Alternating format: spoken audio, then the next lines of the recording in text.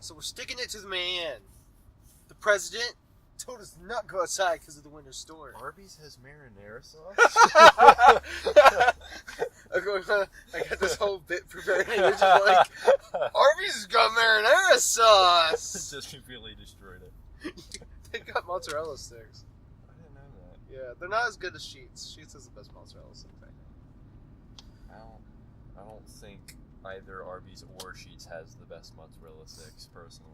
I feel like it's probably... I mean, the best fast food. Okay. So, this is Country Roads. Take us to the movies. We might be going to see a movie. We don't know. We're not. There is a winter storm going on, and there's not like a blizzard or anything. It's just like sub-zero temperatures, and so there's nothing. The theater doesn't say that they're closed, but we're not 100% sure if they're open. We tried calling them and couldn't get anything, so we're just gonna wing it. And if it doesn't, I know, maybe we'll just go to Frank's and see some weird movie. We'll see Happy Death Day 2. What Frank's has, yeah. Happy Death Day 2. Oh, no. Escape Room. Can't do that. So there are a handful of things I think we talked about talking. This podcast is actually kind of organized because we had some things we actually thought about talking about. For once. But then I forgot what they were. So we're just going to do our usual chaos. To the Uh, nobody that listens, because Attorney's Gate episode still has 0 views. I think one thing we were going to talk about was my best of the 2018 year movie list, which I haven't finished because I started on it and then I kind of procrastinated a bit, and then school started and then didn't have the motivation to do it, and then it's like, oh, we're going to see The Favorite. I'll just wait until I've seen that because maybe that'll be on the list. But we can talk about what was on it at the last time I left it, what the order was. I still say you just need to publish it next year. Just take a whole year. Yeah. We also wanted to talk, I think, about the season 2 of Atlanta. Oh, yeah. And since the nominations go live Tuesday, give our Oscar nomination predictions. Yeah. I don't know if you have any. I've actually thought it out and have a whole list. Well, yeah. I mean, I haven't thought about or made a list aside from just what we talked about on previous episodes. Okay. But I've got... Mine's a little different because I have 2 lists because I can see the Oscars going 2 different ways. So let's just jump into this totally structured podcast we got. I'm going to pull up here. Well, I mean, I don't know if we'll get that one. Oh, do you want to talk about the James Blake album? I mean... Not really. Not really, because you haven't listened to I it. mean, we never talk about music on here. See, so. my thing is I don't know enough about music to feel like an authority to talk about. It's like, I enjoy music, but I don't know anything about music or making music. I don't know music terms, yeah, you mainly. don't know. So it's like, I don't... What's this beats per minutes thing? Okay, yeah. I mean, might as well do our Oscar predictions and stuff. What do you think is going to get Best Picture? So for Best Picture, how many nominations are there usually? Maximum is 10. Average is 8, 9. Okay, so I'm going to say The Favorite, which is what we're going to see. I'm going to say, gosh, what else came out this year? The Favorite, I'm going to say A Star is Born. I'm going to say If Beale Street Could Talk. I'm trying to remember movies that have come out this year now. My mind is blanking. Let's look at your list. Let's see which ones I think. Well, see, I got 2 different lists. I think First Man has a decent chance. I kind of don't think Black Klansman is going to be, but we'll see. See, a lot of people are pegging it to actually be it. And Widows, I'm not sure either. I think it might, but that's like what, 5? Yeah, I think. Can You Ever Forgive Me? I haven't heard anyone talk about that movie though. See, I've heard a lot of people talk about it. First Reformed would be great. I don't think it's going to happen. At Attorney's Gate would be great. I don't think it's going to happen. I think Green Book might. I don't think Bohemian Rhapsody will be. Okay. I think Green Book might though. So, that's a roughly decent list. I have 2 lists. Mine's way detailed because I was really bored at work one day. I had like an hour till I got off, so I made it then. Like, I've got best director, actor, actress. Like, I got everything. So, I'm going to tell before I have you read them. Oh, and Roma too. I think Roma might.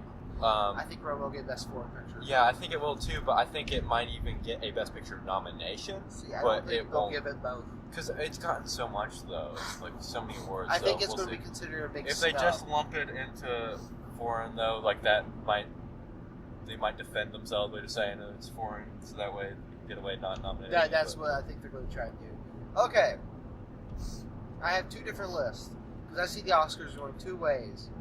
Because remember, they made that the best popular category and then abandoned it. Yeah. I think the Oscars are really feeling the pressure of not lining up with the mainstream. Like, they're really worried about it. They don't need to be, but they are. Viewership's down because it's on a network show instead of like have it like something you can subscribe to or like a paid event, right? You think you could stream it on Hulu or something? That Yeah, would be I think if they did it like you could stream it on their website, but you have to like that could even happen. Like we'll still see. yeah, pay $5 like a big sports game and Yeah. like pay-per-view, Yeah. right? I think if they did that, they would do better because they would get the people that actually want to see it rather than just anybody. But where they're really feeling that pressure, I think there's a really, really good chance the Oscars are going to cave and go popular. They're going to go mainstream, easy, popular choices, or they could hold firm and go the more traditional, like pretentious film route.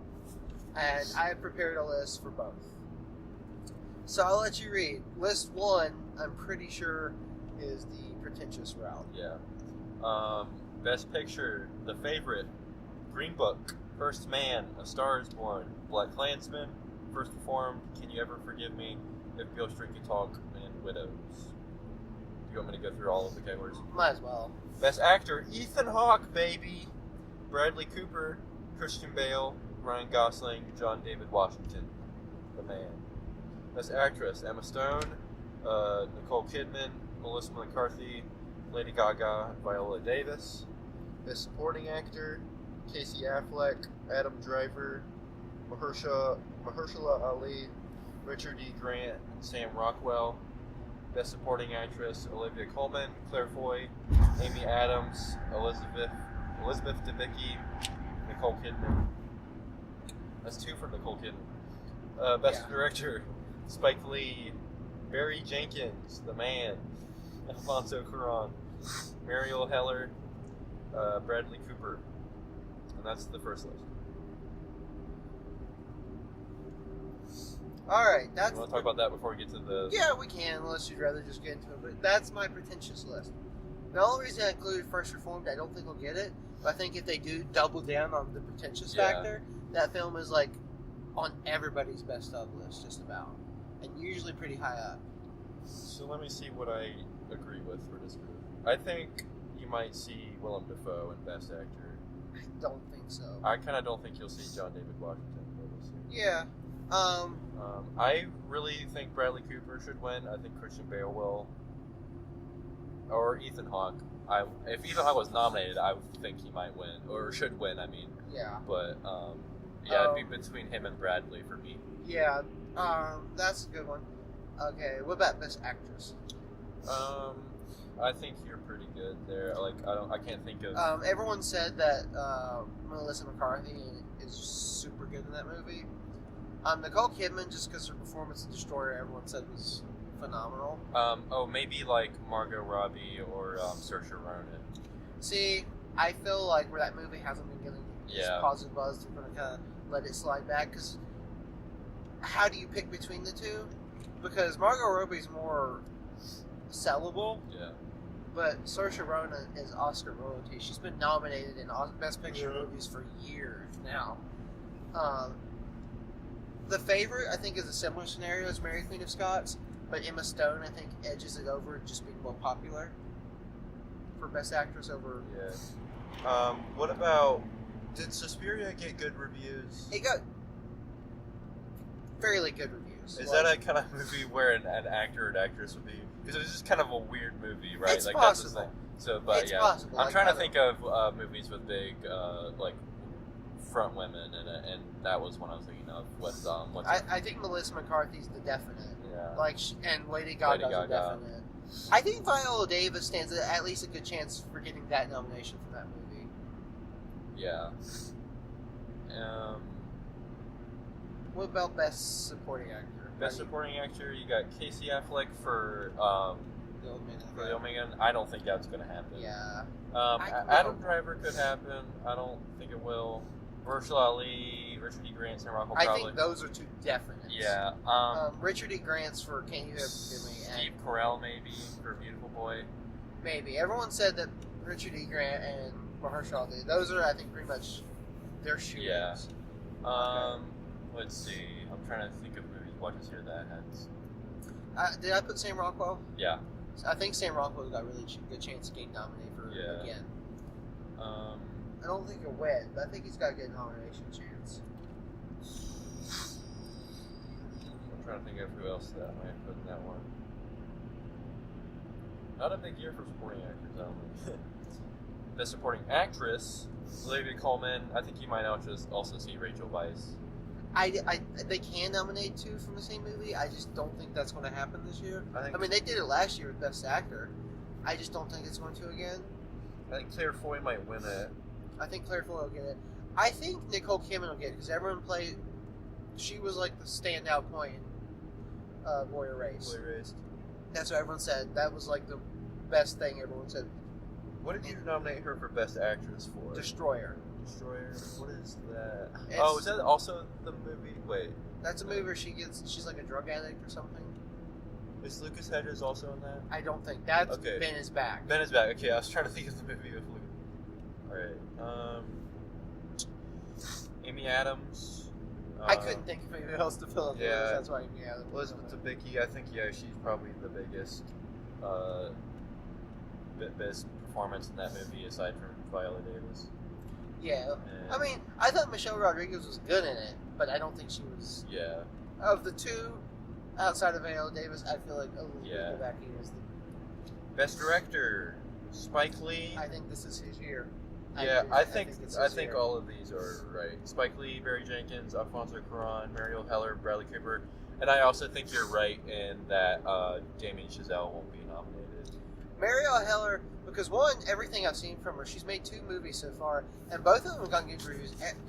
Can You Ever Forgive Me? Like, it just had a very limited release, but every single thing I said that movie is phenomenal.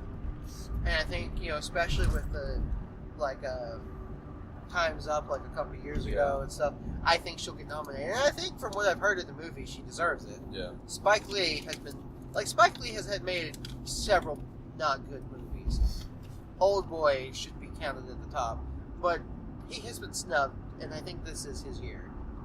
Oh man, I lost my mind when Farrelly won for for the Golden Globes for Best Director. It's like, what is happening? Do you think we've devoted enough time to that list? I'm looking at the other Best Picture nominees. You could see Steve McQueen, but I think he probably won't. No, I don't think he'll get it. I think they'll have Barry Jenkins and Spike Lee. Yeah, I think that's right. They'll have Barry Damien Chazelle might, but probably not. Yorgos Lanthimos might too. No, I don't think he'll get it. I don't see having all of these nominations for The Favorite and not having him too. But it can happen. I know it can. I'm just saying I don't think it's right. Yeah. But But okay. Award shows aren't always for what's right. If that was the case, Blade Runner 2049 would have been Best Picture last year. And Denny would have had 3 Oscars. I don't know if it would have been Best Picture, but it would have been nominated. But Denny getting nominations for Best Director, which has never happened, I don't think. If he didn't get it for Sicario. Yeah, that's what I'm saying.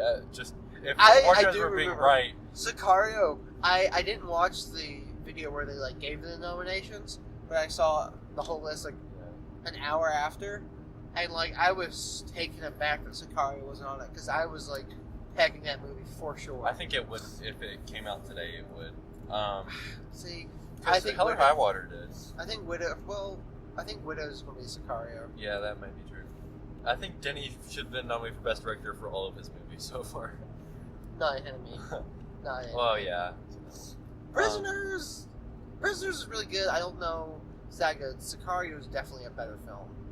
Right, so Okay. list 2. Let's go to list 2. This is the popular list, and honestly, from what I've been hearing, I think this list is more likely to actually I be think real. I think we're gonna get a mix. I think this list is, and I want to replace one on there. All right, so Vice. I want to replace Vice with A Quiet Place. I don't think that's gonna. Now that I've said that, you can read the list. All right, Black Panther, Green Book, First Man, Bohemian Rhapsody, If Bill Street Could Talk, Can You Ever Forgive Me, The Star Is Born, The Favorite, and Vice. Best Actor, Christian Bale, Ryan Gosling, Bradley Cooper, Rami Malek, Chadwick Boseman, however you say that. Best Actress, Lady Gaga, Nicole Kidman, Melissa McCarthy, Margot Robbie, Viola Davis. Best Supporting Actor, Sam Rockwell, Richard E. Grant, Mahershala Ali, Steve Carell, Nicholas Hoult. Best Supporting Actress, Nicole Kidman, Claire Foy, Olivia Colman, Michelle Yeoh. What is she in? Crazy Rich Asians. Oh, yeah. A lot of people brought it up. I don't think it would get a nomination, but I think it could get that. It got a bunch of nominations For- at, yeah, at the other Gold one. Globes. I think it could pull like a Best Supporting Actress. And Amy Adams. Best Again. Director, Peter Farrelly, Barry Jenkins, Muriel Heller, Ryan Coogler. What movie is that? Black Panther. Black Panther. Bradley Cooper. That's it. That list I genuinely think is more likely. I think I would bet my car almost on the Green Book getting nominated. I feel very sure that movie's going to get it. I really hope Bohemian Rhapsody gets shit all. I have started to feel very strongly that Bohemian Rhapsody. After Bohemian Rhapsody winning everything, and Green Book winning everything at the Golden Globes, I would love it if the Oscars just gave it nothing. I think that movie's going to get Best Picture nomination, and I think it's going to get it over all the movies we've been seeing. I'm gonna throw up. And because I think they're just doubling down on what people like. They're like, oh, you like Bohemian Rhapsody? Here you go. Oh, the Green Book. You love that movie because it makes you feel good. Well, here you go. It's not a very good movie, but oh god, I hate the Green Book. I don't think they're gonna go that hard. I think they might just have a couple. I think they're going to go. I think they out. might go hard in nominations, but I don't think anything's gonna win like that. I hope. Have you ever heard of the 1988 Oscars? You know what won that year? What? Driving Miss Daisy. Yeah, but those people are dead. The Morgan Freeman's not dead. No, I mean the Academy. I doubt it. No, because it's always just really old people. So it was the really old people that were really old then are definitely dead now. No. Nah. Okay, let's go a little closer. I mean, and I don't think going back to 1988 is going to be very representative today. I do though. Because it changes all the time. But if you look through the list of best pictures and then look through the nominees, there's a precedent for this. They do this once in a while. Let's go again. 2000. No. Actually, we're going to say that one. 1994. You know what all got nominated? What? Shawshank Redemption got nominated. Pulp Fiction got nominated. Right? Those are two big movies. Shawshank Redemption and Pulp Fiction, both people put on like greatest movies ever list. You know? You know what won that year? What? Forrest Gump. I don't think Forrest Gump's bad. I think Forrest Gump's But Forrest Gump is a tame family movie. Forrest Gump is the same kind of movie as The Green Book. It's that feel-good kind of movie. Let's jump forward about 11 years. 2005. Crash. Which just made white people feel good about racism because it's so ham-fisted and preachy.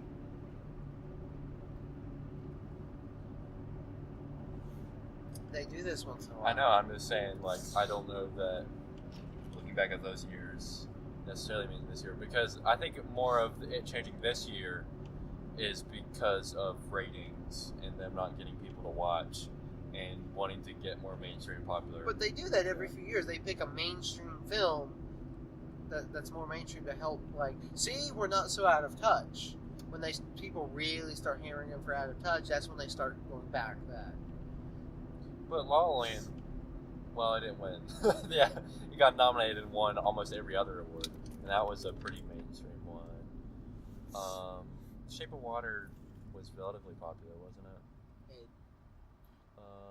It came nowhere even remotely close to here, theater-wise. The more popular the movie... They showed up Bluefield. Really? Yeah, they had at the mall, yeah. The Shape of Water? Yeah. It never came here, though. I checked it all the time. It was at the mall. It was after it got nominated. They showed a few movies like that. The Ritz did, at AMC. It came to the Ritz. Yeah, they did show Shape of Water. I remember that. Because I also remember I had some friends that were from church that were like, oh, we're going to maybe see that movie. And then they looked up what was in it, and they're like, oh, no, we can't see this movie. It's got the vulgarity in it. The vulgarity? So, yeah. So I remember that. There's a cop right there. I don't like that. I don't like cops. They're not going to pull anyone over in this cold. Yes, they would. No, because then they'll have to get out of their cars. They don't want to do that. They got big, heavy coats.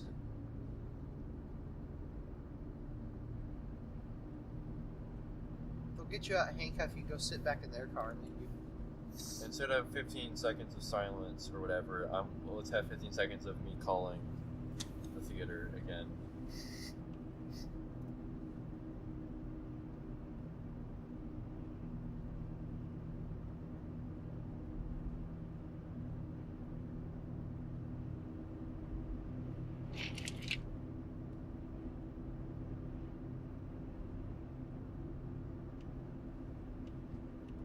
Hello, we just wanted to make sure y'all were still up in the night.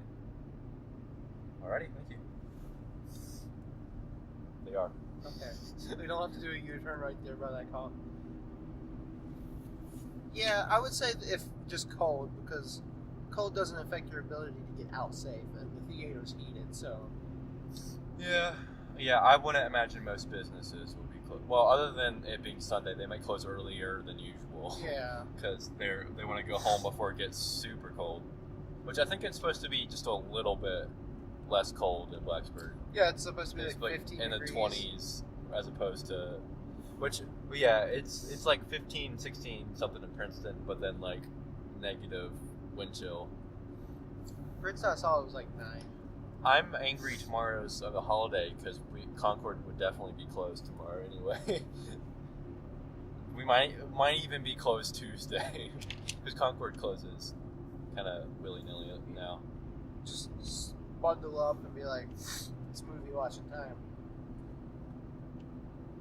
But yeah, I don't have to go to classes more anyway. If Bohemian Rhapsody does get Best Picture nomination, I'm going to watch it just so I can be even more angry with it. That was kind of how that's kind of what I thought last year with Get Out. I thought that was kind of the big mainstream one that got nominated, which it's still like a really good movie and it's artsy in its own right, but it's like it sold a lot and a lot of people saw it, a lot of normal people saw it. And that was, I tweeted, I think, if Get Out wins Best Picture, I'm going to eat my foot. I didn't mind Get Out. I think I like it more now. Yeah. I think better of it now, but yeah. at the time I'd be like, even so, it would definitely... But, because one, Get Out, I'm all for genre films and, like, a broader range getting nominated. Like, I would love for a horror movie to get nominated. Yeah. I just want it to be a good horror movie, right? Action movies. That's why I love Fury Road getting nominated, because it's a great example. Yeah. For a science fiction, Arrival. Like, I'm all for those. So Get Out doesn't bother me, because, horror film hadn't got nominated since The Exorcist. So I was all for that. And also, Get Out, I don't mind a popular film if it's a really, really good film. I don't think Bohemian Rhapsody is as good as Get Out. Granted, I have not seen it, but from everything I have seen about that movie, it's not that good. And Green Book, I have seen. And it's not that good. Yeah. That's a make your older white relatives feel good about racism. I cannot tell you how just distraught I was watching the Golden Globes. It's not that I care about the Golden Globes. The Golden Globes have always been stupid. I mean, they have the category Best Musical or Comedy, which is what... The Martian? Yeah. Get Out got... No, that is what the Green Book got. I think. It's kind of a comedy. I forget what. And then and then Bohemian Rhapsody, which granted not a musical, however does have a lot of music in it and music sung in it, wasn't in that category. Whereas movies that weren't either musicals or comedies were. Like, I would imagine Bohemian Rhapsody would make more sense in that one than a lot of the other things they put in. But I couldn't watch the Golden Globes because I can get NBC. I just can't get ABC. But I just didn't want to because I didn't want to see the Green Book winning. Gosh. I hate the Green Book. It won Best Musical or Comedy, though, so at least it didn't win Best Drama. But yeah, then Bohemian Rhapsody won Best Drama. Yeah. Yeah. And then there's all this stuff coming out about sexual harassment and stuff with Bohemian Rhapsody.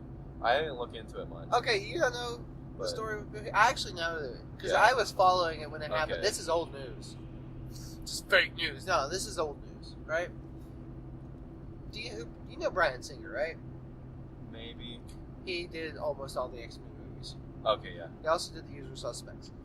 Bryan Singer was making Bohemian Rhapsody. He got fired partway through. I think it's double. The studio claims it's his behavior. But around the time he was filming it, massive sexual allegations came out against him. And this is not the first time. They've actually come out against him several times. I'm getting it mixed up with... Isn't there a guy named Brett or something? Brett Ratner? Yeah, is he also... Are they the two real sleazeballs? Brett Ratner directed X-Men 3.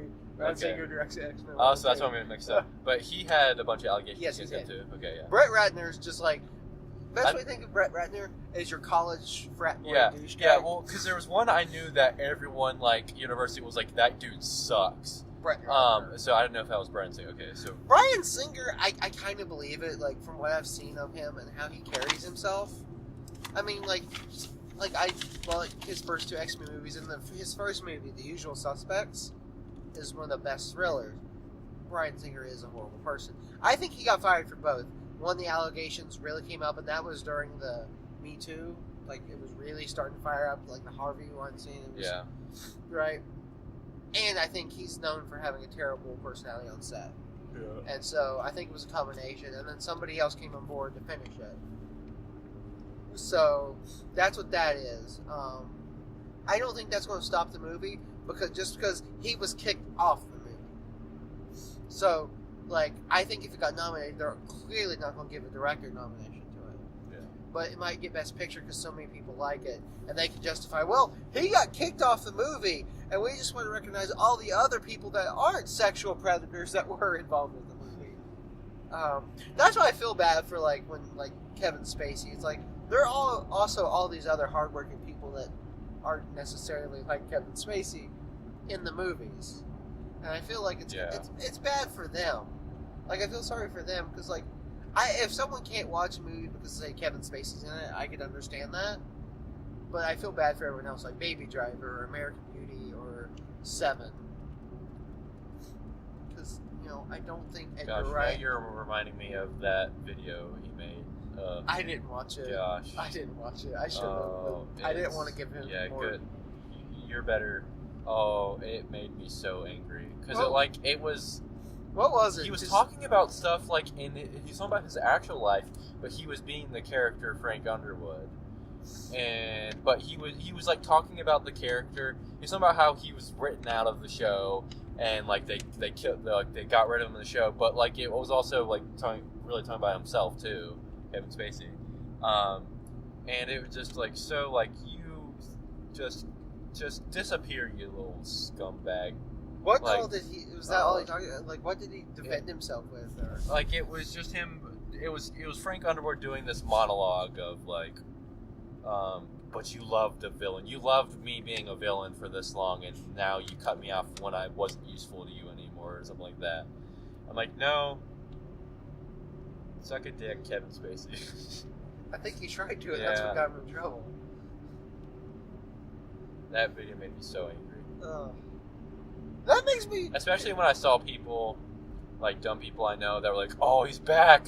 Like, oh, this is great. I'm like, no. He's back?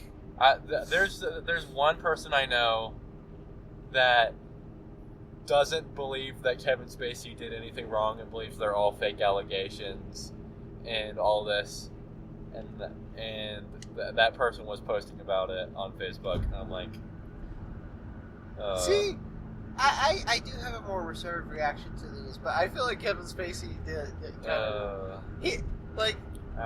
he doesn't do anything to make himself seem innocent. And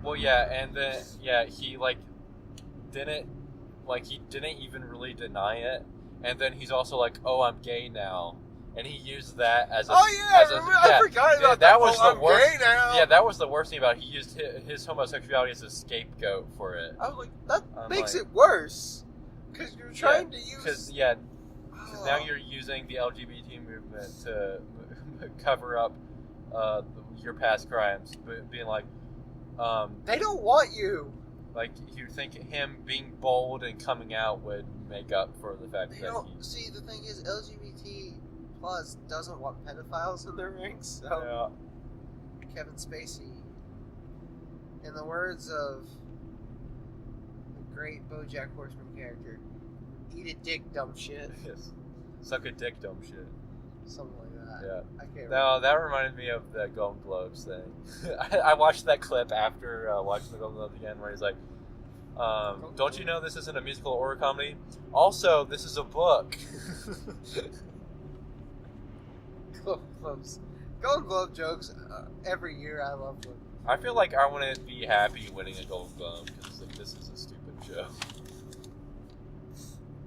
Golden Globe is like the participation trophy of Gosh, it really is. It's so dumb.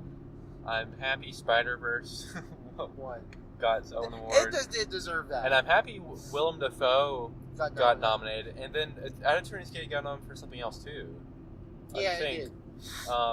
And like that's it's nice that they have nominations, but everyone did remind when Bohemian Rhapsody won. A bunch of people were like, "Do remember, the Golden Globes are usually not the best indicator of Oscars." Yeah, and I was like, "Yeah." And I really hope I hope your first list is right and they lean in full pretentious and they give Bohemian Rhapsody and Green Book nothing. Green but Book's good. I think it's gonna be a mix. Because Green Book survived its controversy, and it's had 3. Yeah. That movie's had 3 separate controversies. There was the first one with Vigo, which that one, like... Well, I think that's really because not many people are talking about Green Book in general. See... Even it being, like, mainstream feel-goody, I don't think it's really... I don't think people are seeing it. I've heard a lot of people talk about Green Book in real life, like... Or be like... I've heard people, not necessarily, but like, oh, that looks really good. I'd like to see that. Bless you. The podcast blesses. I was trying to find my tissues. I don't know what I did with them. You have to use your hand. I got an old one right here. Yeah, let's go to Roma. So, yeah. So I think that's our Oscars talk. Do we have anything else to say? I mean... I want to talk about At Attorney's Gate a little bit. Just can be pulled into Oscar talk. I actually looked into... watched some interviews and stuff and looked into it. The guy that made it is actually a painter too, which is cool. Huh. So that's kind of why it's such an ode to painting. And Willem Dafoe actually painted it in real time in most of the scenes. And yeah, that was kind of cool. Something we also talked about somewhat negatively was the fact that Oscar Isaac doesn't really have an accent. Like he has an accent when he says his name. Yeah. He's like, oh, my name is I forget his name. But then he doesn't have an accent the rest of it. I am French. And I never mentioned that like no one else in the movie has accents either. Like Willem Dafoe doesn't do an accent either. Like they all just do their normal accent. So I just think it's more jarring with Oscar Isaac because that's like literally everything he's in. It's just the Oscar Isaac voice, with a few exceptions. But yeah, I just want I thought that was cool that the dude's a painter. Did you look into the whole his death? Yeah, and I saw that there was a theory that he was shot because like no one ever found the gun that he would have shot himself with. Really? Did you read that thing I sent you? Because I read part of it. It went into really depth detail in it. It's really interesting. So is that like a big theory then? Yeah, like they've got like the world's biggest handgun expert to like identify various things. Which that's even more tragic. And he didn't even know. Like, he didn't know what happened. And the handgun guy was like, I think he was murdered. Like, the way. Which the way the movie shows it is really sad too. People are trying to steal his paintings. In the movie, the reason he was dressed up like a cowboy is because the theory it was this guy who, at the time he was young, he liked to dress up like Wild Bill and carry out 6-shooters. Yeah. And that guy and his group used to torment Vincent. Yeah. And like manipulate and like just abuse him. Which in the movie it seemed like they were robbing him because he like apologized, but then they like buried the painting, so that was like the tormenting thing. Like they just wanted to destroy his art, but it seemed like they were sorry about it and we're robbing him. Like, we're sorry to do this, but I have to see that scene again. And writing about it too, like I've listened to the soundtrack a bit because I just think it's really pretty and something about that, and I think this soundtrack's an extension of that. It's not a happy, like Vincent Van Gogh had such a tragic life, and like the music kind of is really, really beautiful, but also a little somber. But I think overall, like the tone of the movie isn't sad. Like it never goes fully sad. Like it's very joyful, and that's something they talked about. Willem Dafoe talked about was in that last 6 months of his life or something, or it was the period. It may have been 3 months. That was when he made the most paintings, and it says that in the credits. Yeah. That's like he made like the majority of his art in that period, and he was really happy while doing that. Like he was super poor, like he was in and out of mental institutions. He was treated horribly. He had like all these mental problems, but like he was really happy while he was painting, and that's like what the movie really it's really joyful. Vincent Van Gogh's, despite it also making me really sad. He's like the poster child for the tortured artist and all that. And I think they were trying to show that that's not all to him. Yeah. There's, he had his downs, definitely, to be sure, but he also had the upsides. I really, really love that movie. Apparently, I feel like I've probably thought about it more than you have since then, and I think part of it is because I've just listened to the music a lot because I've just been like in the mood for listening to instrumental music, and that's got me thinking. And then also writing about it got me thinking about. I mean, I listen to it a lot too, or not listen. But it's really pretty. But yeah. Is that the best movie we've seen? Well, we also saw First Reformed earlier. Yeah, I was gonna say. But I think First Reformed was still like my number one because of how impactful it is. And First Reformed is Eternity's Gate is a movie like obviously we need to wait because First Reformed we've had a lot more time with. Yeah. But Eternity's Gate we just both. I've thought of First Reformed more than I've thought of I haven't thought about Eternity's Gate every day, I'd say, but I've thought about it most days since. Eternity's Gate, we were both like, whereas wow. I'm still thinking about First Reformed. Granted, I just watched it again, but even before I watched it again, I was First Reformed is a film, and we were both kind of like neutral to negative when we first saw it. Yeah. And then I don't know. I don't think I was ever negative. You were just negative in the the piecing and how what. You were just oh. I was a little shocked. You were frustrated. I think shocked is a good word. You came off very frustrated. I came out shocked. Yeah. What? But that film, the more you think about it, it's just yeah. I just feel like First Reformed, we saw something special. We got to see something that is going to go down in history as a classic. Yeah. I think this movie is going to be kind of the same of a landmark it's special for sure. I think all of Yorgos' movies are probably special. Yeah, but there's multiple kinds of special. Yeah, there's the Nicholas Winning Refn kind of special. He posted a picture of himself on Twitter, and it's just a picture of himself through a blurry window, and you can only see a vague human shape. I'm just yeah, that's the best selfie for you. For Yorgos or Nicholas? Nicholas. I follow him on Twitter. I'll follow you. I follow him on Twitter, yeah. I don't know if you saw it, but yeah, it's beautiful. Yeah, Nicholas is the man. Nicholas and Yorgos should collaborate. And Darren Aronofsky. Oh, Lord. It's co-directed by them and written by Yorgos. Because Nicholas is doing a show. He could get Darren Aronofsky to come in and direct an episode, and get Yorgos in there to direct an episode. Yeah. I don't know, his show might be done. Yeah. Well, if he does another show. Yeah. I think they should do an anthology film. Is Yellowstone out? Is the first season that out? Because I never looked into if that was any good. Yeah, it's been out for a while. Need to see if that's any good. for our boy old Taylor Sheridan, who we have to. You know, I'm really looking forward to. What? You know, it's movies crept up on my radar What? more than anything else. Dune. Okay. Like as far as following a movie as it's being made, this is only the last time this happened. Like me just constantly checking a movie and like the updates and just always being so hyped for it. This is what's got me worried about Dune. The last time this happened, you want to know what movie it was? Interstellar. Well, yeah. What about Blade Runner 2049? Were you that? I was just like, eh. Like the second they announced that movie, I was like, Blade Runner doesn't need a sequel. And I very adamantly put that foot down until they got Denny. And I was like, I'll wait and see. And then I saw the trailer. I was like, that looks good. But I've been fooled before. I will wait and see. Would you? I don't know that we've ever talked about 2049 too much on this. Would you put it above the original, or do you kind of put them in different camps? Like it's hard for you to compare them. Like one better than the other. I would kind of have to put them in different camps. So that's the way I kind of feel. But I mean, clearly I have more love for 2049.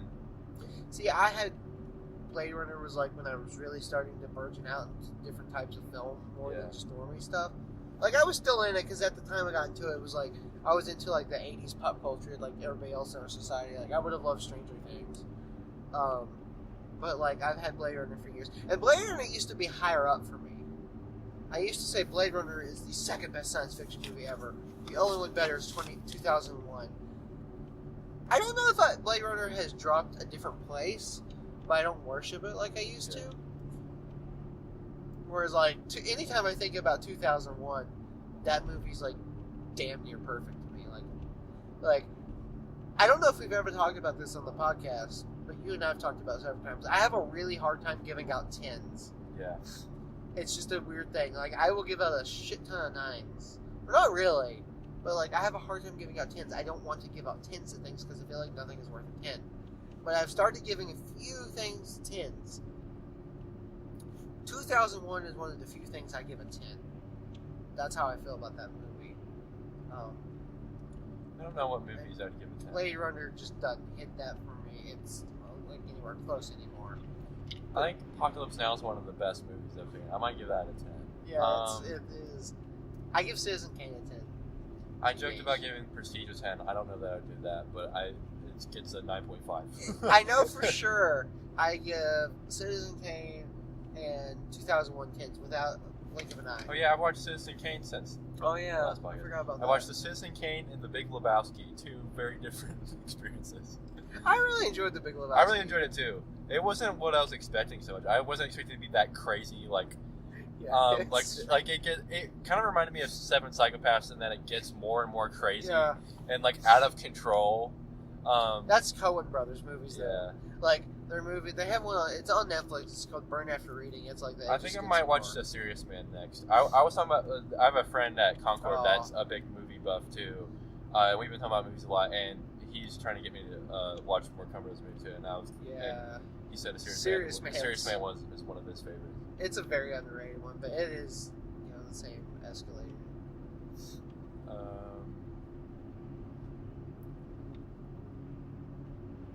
And then I've also watched Atlanta season 2. Atlanta season 2. I've also watched Atlanta season 2. I guess we kind of watched it around the same time. You finished it. I watched it a couple weeks before me. Yeah, a couple weeks. Teddy Perkins, baby. Which I had watched up through Teddy Perkins on TV, and then I watched the first 5 minutes of one of them, and then I stopped. And I was just like, okay, so just wait till it's on Hulu. Teddy Perkins, that's a crazy one. That's a real weird episode. The whole season's kind of it's different. It's very different than the first season. It feels way more depressing too. It's way more surrealist too. Like there's way more just weird stuff happening. Like the frat house, where that whole episode's just really weird. Yeah. But the girl's like laying next to him, and she's like, "I dream we're naked together," and there's like a swan, and we like cut it open or something. I was like, "This is really weird." Which I loved Atlanta season 2. I think I still like the first season better. I think the first season is also funnier. But I felt like I got more out of a couple of, like, the character of Ern and Alfred. Maybe maybe I feel like Alfred's equal in this episode. In the first one, like Ern, I kind of got the character of Ern a lot more in the first season, and then this season, it focuses a lot more on the side characters. You know, you have a few episodes that are almost nothing but Alfred. You have, which he wasn't a side character per se, but then you have Teddy Perkins with Darius. You have a few that are more focused on Van. Those last two episodes, though, are like the ones where there's more of Ern and Alfred. Like it played up Ern and Alfred's relationship more in this one, but didn't focus on the characters themselves that much. And like it was kind of hard for me to understand what was going on with him, because like he freaks out in the frat house episode, and especially about losing that laptop, and then it never like comes back to that. And there's like kind of a thing in season 1 of that too, is like with the jacket and him trying to get the jacket, and there's some resolution to like why he was so obsessed with that, but like I don't think it gave enough to like why he felt like his whole life was crashing down on him. Well, I can't bring up with Van. The laptop's what he carried around with all the stuff for Alfred. I guess, yeah. Yeah, it was everything he had for his managing, and at that point, Alfred had already brought up like his failure as a manager, and that's like a literal like all his managing things is on that laptop. It's a literal. He lost it. He's losing his managing career, and he can't do it, and he loses it. And starts trying to kick down the door. This season made Ern kind of very unlikable. Yeah, for sure. Not in a bad way. And in the scene with him, or the episode of him and Van and Helen, I think it's the name of that episode. He's such a dick. But he's like the German one, which like he's kind of like understandably he's depressed and he's not like super satisfied, and like things aren't going super well with Paperboy. But like how much a dick he is in that one, like all of the episodes are really good. Like the season is really, really good. I just think I liked the first one more. All of the stuff with Clark County was so good too, and like how he's kind of messed up. Like that talking about the laptop reminded me of the scene where his audio engineer like keeps messing up. And he's like, "I'm gonna kill you, dude," and then they make them leave. And then again when at the last episode when he puts the gun in his bag. And then I watched that scene again, and they're like, "What? Whose bag is this?" And then Clark County's like, "What's up?" And then he sees something's going on, and then he says, "Luke, his manager, who's already passed through, he's like, come here," and then he just pushes it all on his manager. Which I mean, I don't know if I think it makes it seem like. I think it makes it seem as if that situation wasn't Luke being a good manager and taking the fall for Clark County, but as in Clark County being like, "Oh, this is his bag," and then he comes in and then he tells them like, "Oh yeah, Luke had a gun in his bag," and all that, and kind of make it show that this dude's kind of a dick too, and he's doing what it takes to survive. Yeah, I like how they do that thing, like he doesn't smoke and he doesn't drink. Yeah. And then they're like, "Oh, but he's worse." Yeah. The Woods episode. Oh yeah, that one was really good. Yeah, there are a couple episodes of just Alfred having the worst day, like the haircut one. I love the stuff with Alfred because like he's famous now and he's getting bigger. Yeah, and he wants to be, but he doesn't want to be. Yeah, and it's really bothering him because he just wants to do his thing. Yeah, he hates having to sell out. And they kind of handled that in the first season too. The Woods episode was really good because it goes through that whole thing in the end when he's all bloodied and stuff at the gas station. He's such a good actor. And he's like, that's why I'm happy to see him in a bunch of movies this year. Yeah, I mean they're all really good. And I'm like, happy. Especially seeing Donald Glover, because like I've never seen him seriously act in anything until that, and he's incredible in it too. But I like how Donald Glover went from being that kid on Community, to like he's like a force. He's an icon now. Like I mean, he is. Yeah. He's like I mean, he's not one of the biggest, and he's not like a huge mainstream, but he's a very well respected rapper. He's created a land, which shows like how talented he is in a broad range. He's getting more mainstream because he was in Solo. Yeah, he's in The Lion King. Yeah. He was tapped until like the whole Marvel Fox thing, or Yeah. Marvel, Disney Fox thing went down. He was going to voice Deadpool in an animated series. And Spider-Man, there was talk of, which he's in Homecoming too. That's another main show. Yeah, he has a small role in Homecoming. Did you ever see when Homecoming came out? Because Hannibal Buress was in it. Hannibal Buress didn't go to the red carpet premiere, but was tweeting like he was, and he just hired some random actor to go as him. Not go in his place, but be like to go as him. As him. He was doing interviews as Hannibal Well, Buress. that's like Donald Glover going as Teddy Perkins to the Emmys. Which, that's the funny thing. They didn't tell anyone that was Donald Glover when they filmed it. They told everyone that they got the real Teddy Perkins, and they convinced people that Teddy Perkins was a real person when they filmed that episode, and that's crazy.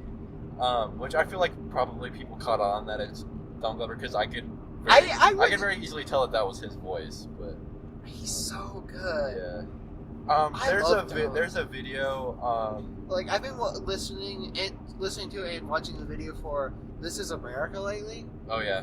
He's so good on that. Yeah. Like, did I send that to you? It was this thing. It was like the vocabulary of rappers, and it's like this interactive thing, like compared to Shakespeare. Yeah. And like Donald Glover's actually kind of lower on the list. Yeah. And I started thinking like he doesn't use like a crazy vocabulary, but what he does, like his wordplay. Yeah. Well, that's the thing about This Is America is it's not a good song. It's it's the video. Like it's all of it together. Like that's the art piece. Like I don't ever listen to This Is America. See, I do, and I think the song is good because like if you really listen to some of the lyrics, like, I mean, it's not bad, but it's just like This Is America. Don't get you slipping up. Like but I think like to really like it's intended to be that experience of watching the video and the song. But together. the song, like they go together. The songs, the It's songs an art got piece lyrics together. like "Look what I'm whipping now" Yeah. and stuff like that. You know, obviously. Oh man, I remember I watched it, and then we do a live stream every Friday playing games. And before it, it was when that video was really big. My friend Sam was watching it for the first time, and I just remember him like, all right, this is okay. And then he's like, oh, Mr. Gambino just shot someone, and now I'm intrigued. And like I tweeted that quote because I thought that was the point. Because it is kind of like, all right, this is all right, and then like, oh, okay, this is what this is. So I've only ever seen a handful of episodes of Community. I want to watch it now, just to see Donald Glover before he was like. Yeah. So you know a little bit about like you know what Reddit is, right? Like Yeah. functions, right? I don't know if you're a big Reddit guy. Donald Glover's subreddit and Donald Trump's subreddit are both the Donald, but one's got an underscore. So somebody was trying to give a link. Somebody like pro-Trump was trying to give a link to the Trump one on Reddit, and they kept giving it to the Donald Glover one, and that's the best. And then This Is America is like the top. Some guy at work was like, I was playing the song. He's like, this song sucks. He's like, and the video sucks. It's so stupid. I was like, shut your mouth and get away. How's it stupid? Probably didn't understand it. Yeah. I mean, even then, you're stupid. I love Donald Glover. Like, yeah. Yeah, I'm trying to think of more standout things from season 2. I like how the dog thing does come back around. Like that was the dog. Oh yeah. That was my favorite episode. Tracy. Oh yeah, Tracy. How can we not talk about Tracy? The last scene of him like, "Hey Alfred, hey I got Chinese food for you, man." Man. He's so clueless. Or I like that he's like, "I'm gonna fight." Yeah. Or he's like, "I'm gonna kick his ass." Yeah, and then he gets one punch in, and Tracy's just like laughing. He's like, "Oh, dog, you got me!" Yeah. And then he just punches him down like 6 times. Yeah, that was rough. That last episode was really good too. Yeah. Like I said, the first thing that I felt like it was more funny. This one's more surreal and more with the shocking stuff, and like more of the somber. Like it's like the tone of it. The sun is like never out. It's always really depressing. It's Robin season, man. Yeah, it's right. Like it's a way darker, and that's why I think I just enjoyed the first season more because it was more fun, but also like really nuanced. But then it had some jokes. The jokes were, I think, a little more subtle. Yeah. Like one of my favorite jokes is, well, I mean, you could talk about this whole scene in the frat house, like the naked guys in hoods and the dancing, and like that's surreal as fuck right there. Because I was just like, what? But my favorite joke of the show, like, and it was a very like don't pay attention, you won't miss it. Or even a lot of people won't get the joke. But he's like, one guy's talking to everyone, he's like, yeah, you're one of my two favorite rappers, you and Post Malone. Yeah, yes. I was like, oh, that joke. Yeah, and you just kind of look at his face, Alfred's face for a second, and he's like, all right. I love like that's. I feel like almost every episode with Alfred, there is a moment of him, like dealing with a fan and just being so disappointed. Like, I just love the Donald Glover's clear dig at Post Malone because he had a hand in that. Yeah. And I was just like, yeah. I love the joke of him trying to spend the $100 bills, or you spend the $100 bill, and like the movie theater won't let him do it, and then which this isn't a joke, it's just a weird funny thing that happened. Or like, and then the white guy does it, and he just opens his jacket. He's like, "Oh, okay, we're leaving. Yeah, we're leaving." And then him racing Michael Vick. That was fun. There was multiple things in that season where like, I'm going to do this, and he can't. Like racing Michael Vick, fighting Tracy, like more physical stuff. Like he's trying to become like a badass manager when he's earned. He's wanting to stunt on people, but he can't. I felt like there was something also about the university episode that was triggering him, because I felt like they mentioned Princeton in that episode at one point, and like I feel like just that whole thing, he was uncomfortable being there because something was triggering. And then the next episode, I think Alfred says something about Princeton to him, and then in the last episode, Van says something about Princeton to him. I feel like season 3 they're going to finally go into what happened at Princeton, like his dropping out. Did he drop out or get kicked out? We don't know. They just say he left. I don't. I think they make it seem as if he just up and left, and like with no reason, and people aren't really sure why. I would like to. The first episode, I think, is the most they talked about it. The very first pilot. I like the school one, like where they're kids. Oh yeah. That one, like. That was really good. I really love the Drake episode too, where they think they're at Drake's party. It's just the house. Another joke. I think a lot of the jokes, like, they're jokes, but they're not like feel good jokes. It's more commentary. Yeah, like the Post Malone, like, because he's like the most watered down, like, has no idea of the culture and like anything. Like, you know, like you can joke about Macklemore, where at least he understands like what's going on or something. Like Post Malone, who was like, you know, rap's got dumb lyrics. You don't go for rap for good lyrics. Actual thing he said. And Kendrick Lamar was like, what? And Post Malone said he might go country, and it's just like, That's the thing. He started doing YouTube stuff, and he wasn't like super thug yet. He didn't have tattoos and like dreads and stuff, and then he just super stole. Like, I mean, like, talking about cultural appropriation and stuff like that, a lot of times I feel like it's just a cop out way to shut someone down. But like with Post Malone, it feels a little more deliberate, like a little more like that's I wanted to have a conversation about cultural appropriation for sure, because it's just cultural appropriation is a thing. He stole. I know it is a thing, but I feel like a lot of times it's used though it isn't. Like with Isle of Dogs, I don't think that's the thing I don't think talking about. Isle of Dogs. But with Post Malone, Post Malone is like the fact, like talking about the fact that he wasn't at all like that at all before now. And but like I saw some like activists, like it was a black rapper, and he was talking about Post Malone. He's like, you know what, Macklemore, like I don't like his music, but he acknowledges, you know, because he had like white privilege too, and like stuff like Macklemore. And his music isn't super like it is more white hip hop. Yeah, I mean, like whereas Post Malone, I think, is trying to be. Yeah, and he said Eminem was like Eminem uses like a lot of terms for that, but he's like Eminem at least has skill. Yeah, it's like Post Malone has nothing. He was playing at work, and the guy at work kept skipping every rap song that came on until Post Malone he let that one play. And I was just like, no.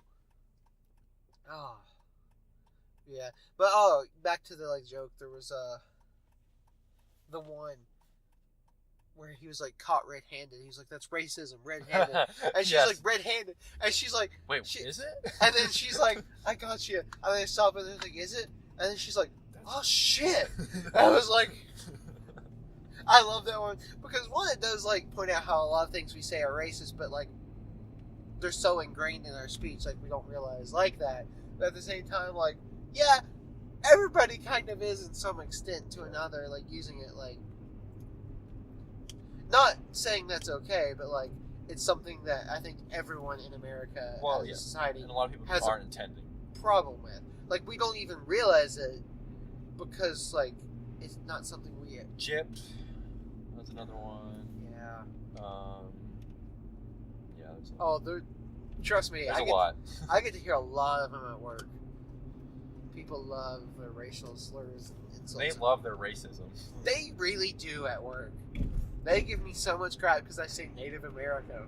Oh, that was a funny thing. That was a joke throughout all of like middle school, high school, and all of my history classes. Every time someone would say Indian, I'd be like Native American. I'm like, that's not even like a that's not even a correct thing. It's just correct. Like it's just correct. They're not Indian. They're not even close to Indian. My mom used to say that because my mom, when I was younger, she was very social justice-y. She's gotten way more, not now, but like. She told me like westward expansion was the American Holocaust and things like that, but it was like it's not about political correctness. That's just correct. They're not Indian. Like Columbus, geographically nowhere near India. And Columbus didn't even make it to this continent. Even Columbus was kind of a dummy. Columbus was kind of awful. Like, have you ever looked at some of the stuff he's done? So that's the thing. People like to use him intentionally spreading disease thing, but they didn't understand at that time yet about how germs work. Well, I wasn't even going. But yeah, he did a lot of other horrible stuff. I was thinking like when he took over and was like in charge of everything, like he lorded over them. Who was it? I think it was Drake. There was someone that knew about a lunar eclipse or something that was going to happen, and then he used that to manipulate this entire. I don't remember which of if it was Aztec Incans or what this entire tribe. That he was a god because he predicted that. Yeah, I remember seeing that in school. I think Vsauce talked about it in a video I watched. Oh, Vsauce. But yeah, talking about how that was, or no. Neil deGrasse Tyson talked about. Neil deGrasse Tyson has this entire book about how science has been used to gain power. Throughout history. Well, the Catholic Church. Yeah, and that was an example. The whole Catholic Church. That was the whole example he was using. He talked about a lot of things, and how like scientists was immediately taken by the government or the military to gain power, and that was a really cool example of it. As how he just had he knew the church or whatever. He knew that was going to happen, and then he used that to trick this entire group of people to think he was a god. This is a weird podcast.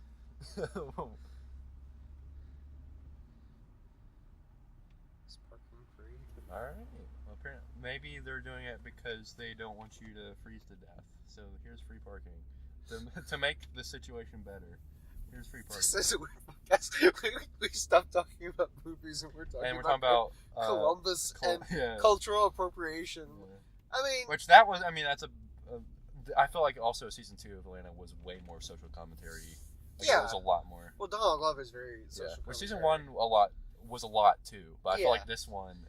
And it was a lot less funny and a lot more like a lot of the humor of it is the Van kind of humor of shit. Like that's like you laugh at it and then you realize that's fucked up. Yeah, and like it's not bad. It's not like Crash or something where it's like, oh my god, this is so obnoxious. Like it's well done. Yeah. But it's not like, haha.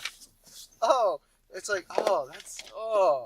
And now we're gonna sprint to the lyric so we don't freeze to death.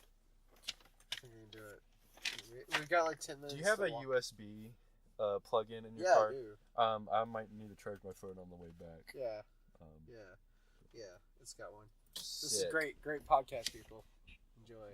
We might freeze to death. Bye. Do you wanna build a snowman? I don't actually know the rest of it. That's all I remember. I'm an Iceman. I don't remember You much of that movie. You didn't love Frozen? No, I did not particularly enjoy it. You know what the best and most underrated Disney movie is? Wreck-It Ralph. And Wreck-It Ralph 2. So, the Lego movie. That was a really good movie. Yeah. It was so colorful in the animation. Yeah.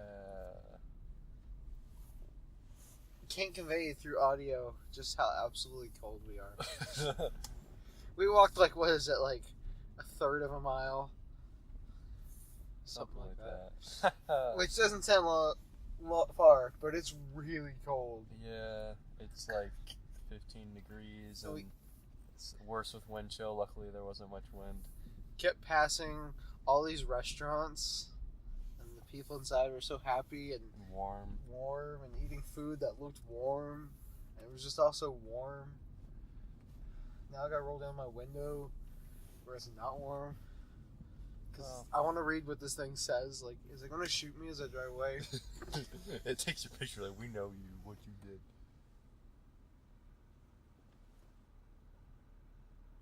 Push button for assistance. We need assistance. Seems someone, oh no. There's like a jacket on that. It says close.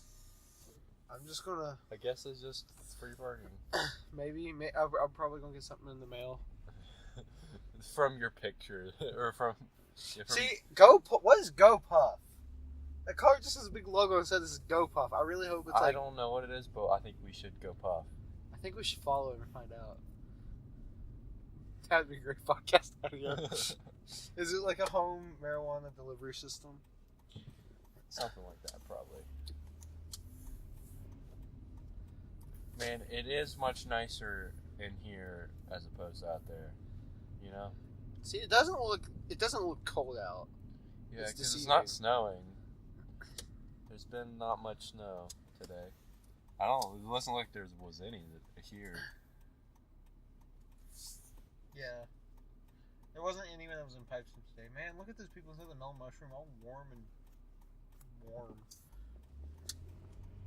And eating melon mushrooms. Next time we come down here, like during the day, like at 3 o'clock showing, we need to go to Melon Mushroom because their pizza is legit. Yeah. Gourmet pantry. Embrace. That is not open. I don't think any of these are open. Yeah, that is the one bad thing about Sunday is everything closes. Luckily, at Blacksburg, everything doesn't close by the time we leave. Like Beckley, yeah. I can really have some stuff. Beckley, everything closes at like 6 o'clock on Sunday, and it's absurd. Blacksburg, probably for everyone's safety. That should be every night then. At least Blacksburg gets a respectable hour of like 9 and 10 and 2 a.m. Yeah. Did we see a movie? I think we did. It was the one where Leonardo DiCaprio's out in the cold and he's got a like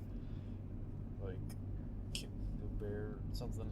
Or what about the one with the space wizards when they're out in the cold and they have to cut the thing open and go inside? Yeah.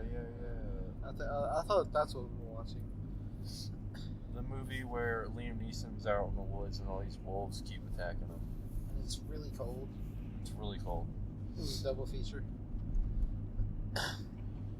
It was just 2 hours of scenes of cold. It's a attempt to make you feel cold if you're not already. It's a thought experiment with visual. Like, will you start to feel cold if you watch this? Even on a hot summer's day. They released it in the summer. Yeah. So that for the test. Did you know when they used to waterboard people in Kung Fu tea? What? That sounds awesome. I think we should go to Kung Fu. I think we should go to a Greek restaurant. Maybe we should go to GameStop. They look open. We should go to a Greek restaurant and toast. Go to Moe's and. You want to go to Cookout? Cookout's open. There's a ton of cars. Dude, there's a ton of people in there. Yeah. I'm surprised Cookout's open. It's probably one of the few places open. I'm surprised Cookout's open on a Sunday. Subway never closes because it's attached to a gas station.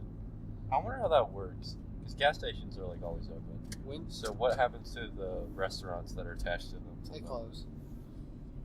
Jersey Mike's. Wendy's is open. Starbucks is open. Oh crap! That's actually where I was meaning to go. Well. Hey, it's Frank's. Are they open? The restaurant. We'll just turn around in the Wendy's.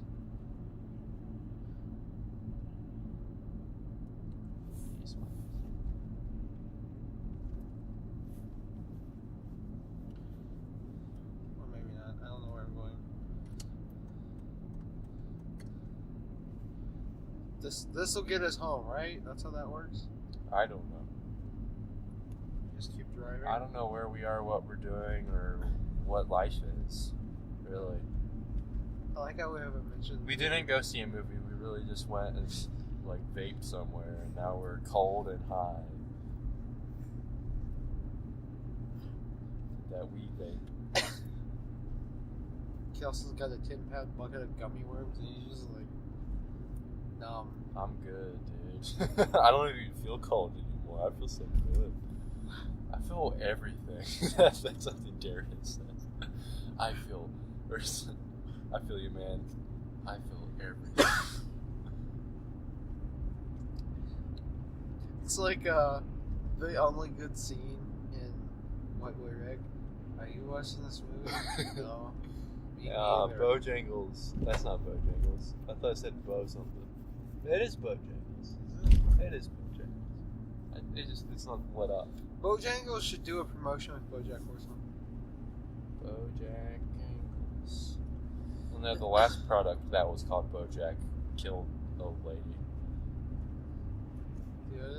It killed what's her face? The stripper? No. What was her name? In Horsing Around. Sarah Lynn? Yeah, Sarah Lynn. Goodness. Yeah, Did she die of it? BoJack killed Sarah Lynn, yeah. Oh. She overdosed on BoJack. Was it BoJack that she overdosed on? Yeah. Oh. So yeah, that was the thing. It was both. Literally, she overdosed on BoJack, and metaphorically, because BoJack ruined her life. And got her back into the bad ways. The bad ways. The bad ways. Well. Don't do drugs, kids, especially when it's called BoJack. Horseman. BoJack. This is BoJack. Horseman. I love that. Yeah. It's a good show. It was a good show. Well, we did actually see a movie. Now that we're warmer. Talk about it. Yeah. So, we saw The Favorite on our continuation of Country Road to the Oscars, if you will. You know what, Parker? What? I think The Favorite is my favorite. Is it your favorite? No. I just wanted to say that. I mean, I really liked it. I think it's way too early to call any movie my favorite. Your favorite movie? It's not my... Is that what you have to decide on your deathbed? Last words. Last word. My favorite movie. My favorite movie. It's Forrest Gump. I was going to say Surf's Up. Like your family's gathered around you. My favorite movie, and they're like, what? It Surf's Up. That's your rosebud. Like your family. I said a rosebud. Surf's Up. Your family goes on a quest to figure out what the fuck Surf's Up is. And then they find out, and they're like, what?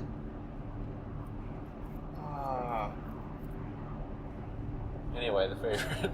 Yeah. That was that his least weird or most weird movie? Least weird. I mean, I haven't seen Killing a Sacred Deer or his other one, but it's definitely less weird than The Lobster. See, in some ways it's less weird, but in some ways it's weirder. I don't know. I don't know. The Lobster's pretty weird. The Lobster's more like, just throw it all at your face. This is more like, just little dabs at you. I really, really, really liked it, though. Yeah. Way more enjoyable than The Lobster. It was really funny. It is a comedy. Yeah, and Emma Stone, Rachel Weisz, and Olivia Colman were all, like, they're all deserving of awards. Like, and I don't even know who to say is, like, the lead actress in it. Like, I guess Emma Stone, but Rachel Weisz is in it just as much, and Olivia Colman would get Best Supporting Actress, and if she deserved... Yeah, she got the Golden Globe. Nothing that really... I like how a lot of the awarding ceremonies, they went, it was only one of them, and they held up, like, a face cut out of the other ones. Did they? Yeah. That's hilarious. Like, Rachel Weisz did it at one, Olivia Colman did it at another one. Because they were a power. And I'm just going to throw this out there. I put it on my Oscars prediction list just because I couldn't think of anybody else. Nicholas Hoult? I literally think Nicholas Hoult deserves the Best Supporting Actor. He was really good. At first, I didn't recognize Nicholas Hoult because usually he's like kind of like teeny movies. Yeah. And here he's like, he was really good at and that. the dude from Sherlock, the creator of Sherlock, is in it. Is it? Yeah, her husband, Marlborough, whatever his name is. He plays Mycroft in Sherlock, the series, but then he's also the creator of it. Huh. And yeah. Have you not watched Sherlock? No. What? Yeah. Wow. It's just, I've thought about it, and I'm just like, but there's other things. There's so It's many. pretty good though. There's so many shows. It's pretty, That's where I it's make the pretty biggest good, though. sacrifice. Is there's too many shows. A lot of people would say it's one of the best shows. Yeah, but I also got like I had a list and was like that and The But Wire. you gotta watch it and because Sopranos. Moriarty and is stuff. so good in it. The dude who plays Moriarty, like Benedict Cumberbatch is really good as that character, but the dude who plays Moriarty is like, that's like the reason I watch that show. Oh, he's so good. Not Anyway. Elementary. Yeah, no, not Elementary. With Lucy Liu.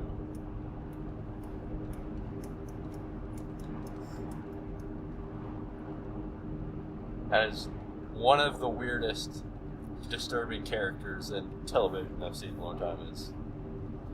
Is Moriarty in that show? What about Hannibal? You should watch Hannibal. I haven't, watched that. It's only like 3 seasons because they got canceled. Everyone's saying that Marvelous Mrs. Maisel show is really good. Yeah, but it's an Amazon show. Yeah. The only Amazon show I really want to watch is more of the Philip K. Dick's Electric Dreams. Because it's like Black Mirrors, Yeah. except it's all based on Philip K. Dick. So imagine Black Mirror's Bandersnatch, but not interactive and better, and that's the whole show. Imagine a bunch of stuff that's just like Bandersnatch and Blade Runner, and that's your show. Because that's what Philip K. Dick wrote, or those things, those types of things. Well, he did write with Blade Runner's based off of. So. The house is big and fancy. Neon Demon. Oh, Alright. that's totally it for our house. Did you hear me? I said Neon Demon, so we got it covered. Oh. Emma Stone was the only actress in that wasn't English, or the only actor, like actor period, I think, in it that wasn't English. I think they said. And she did. I mean, I'm not a good judge of English accents, but I thought it was good. I don't. Have you looked into this movie very much? No. All I know is all of the actors in it have been like, yeah, Yorgos is crazy. Like the things they had to do for their auditions and like just talking about him in general. They're like, yeah, this dude's wild. Like, is he like crazy? Like, you know, like really eccentric, or is he like Nicholas Winnie Refn, like wraps a pillow around his abdomen to keep the good feelings in, or something? I feel like it's more like Olivia Colman's character in that is very capable, but also crazy, and is prone to fits and does weird things randomly. No, that's So the no, movie sorry. was That's autobiographical. Yeah, it really was. Yeah. It's really bright out because of that full moon. Yeah. This is a weird part. It was good the way down, and then the cold just derailed. Now we're frozen. I think you might be high. You're just staring at the moon. I mean, it's nice out. Except it's not. It's not snowing. I mean, it looks nice, but when you step out, you're like, oh no, oh no, it's no good. So, what do you think about that ending? We've seen a lot of just like strange or abrupt or just, like non-traditional endings this year. Yeah. Because Widows had one, First Reformed had one, this had one. Didn't Eternity's Gate? It was kind of right. Well, no, I mean, it it's had that bad. I mean, I guess it was climactic. It kind of ended. The Green Book was the most profound one. Thanks for the letters. And This one ended with a climax. I mean, I don't know that it did though. That was the weird thing. She kind of seemed out of it. And then there was all the rabbits. Yeah. I want to know what that's about because so like the rabbits like represented like all of her miscarried children or whatever, or like all of her dead children, and then she just starts seeing rabbits, and this moment of weird tension, but then also she's like asserting her dominance over. Yeah, that's what I kind of saw it as, her finally like laying down the law, because Rachel Weisz, was taken advantage of for all this time, and then she found out that Emma Stone was really playing her all along. And like it was brought on suddenly, it was the rabbit. Yeah. Like it's like, oh, she's sadistic. That was the most uncomfortable. Because it was her baby. Yeah, that was like one of the few ones I looked over at you. I was like, she's killing that rabbit. She just like steps on the rabbit and flattens kill it. She doesn't kill it, but she's like just, making it squeal. Yeah. I want to know. I want to. First thing I thought is I want to look and see how they did that effect, because I'm terrified that they actually hurt the rabbit. Yeah. I was like, don't hurt the little rabbit. Speaking of making squeal and torture, and that poor dude that Emma Stone like beats the crap out of repeatedly, and yet he still goes after, and then marries, and then she doesn't care about him at all. This was an interesting movie. Yeah. Where does this rank on the awkward scale? Because I think every movie we've seen as lyric is awkward in some way. It was awkward, but not like, I don't know, like there wasn't that much that really made me like, what? Or like that I was that surprised by. I guess I was kind of expecting it, one, and two, like the movie, makes it keeps it's good paced, it's very well paced, and that the weird stuff happens just kind of all the time, so it's every shot in the movie you can find something odd. Yeah. It's very. It was really good. I really liked it. Yeah, it was. You think it stands a really good chance of Oscar? I think it does, because I think that's the one I've heard a lot of people say is like one of the best movies of the year. So I need to see 8th Grade. It's on Amazon. I kind of wonder if it'll get nominated for anything. I kind of doubt it, but maybe something small. I just don't know what it would be nominated for other than like screenplay and performance. Maybe it would be really crazy if the girl in it was not moved. I don't think that's gonna happen.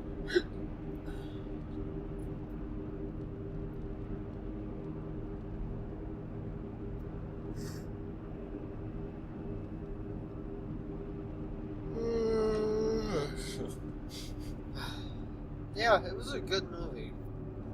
I liked it. It had really good camera work. That's something. It and the last one we saw, Attorney's Gate, both had really good camera work. Yeah. I thought about the camera more in this movie, and also Attorney's Gate, more than like any other movies I've seen this year, because it was very stylistic. Yeah. And like everything is done in a way to make you feel something. Like does weird long corridor shots. The panoramic. The panoramic. Yeah. The music. Yes. So I want something. The music changes a lot, and sometimes it's like a classical music going, and other times it's something like you would hear in like a thriller. Bum, bum. Yeah. Bum, bum for like a long stretch of time. And it's like like that. Bum. Building tension music like you would hear in a thriller, like someone's trapped in a house with a serial killer or something, right? To build the tension. But the thing is, it never, either one ever felt out of place. Yeah. Like, even, at least to me, like, even if the scene was, like, different, it all seemed to match. And this is such a little thing, but I love the chapter headings of, like, the lines that were said. It's a very stylistic movie. Yeah, well, like, everybody talks in a stylistic, obviously not accurate way. And it's really good. Everybody gives a really good performance. Yeah, the chemistry between all the three of them were so good. Yeah, there was a lot of sex in this movie. Is there more sex? It had less than Call Me by Your Name, right? No, there's a lot more, because there's a lot of just in the background, like in the woods. Oh yeah. And then in the the brothel, The brothel part was kind of funny. Yeah. Because she just like wakes up and there's this woman is talking to her and giving her a bell, and there's just in the corner, they're just going at it like, okay. Yeah. And like the movie opens with Emma starting in the carriage, and then that dude, like we see him reach down. We're both like, "What is that actually? What's happening?" And then it goes back to like, "Yep, oh, okay, that's weird."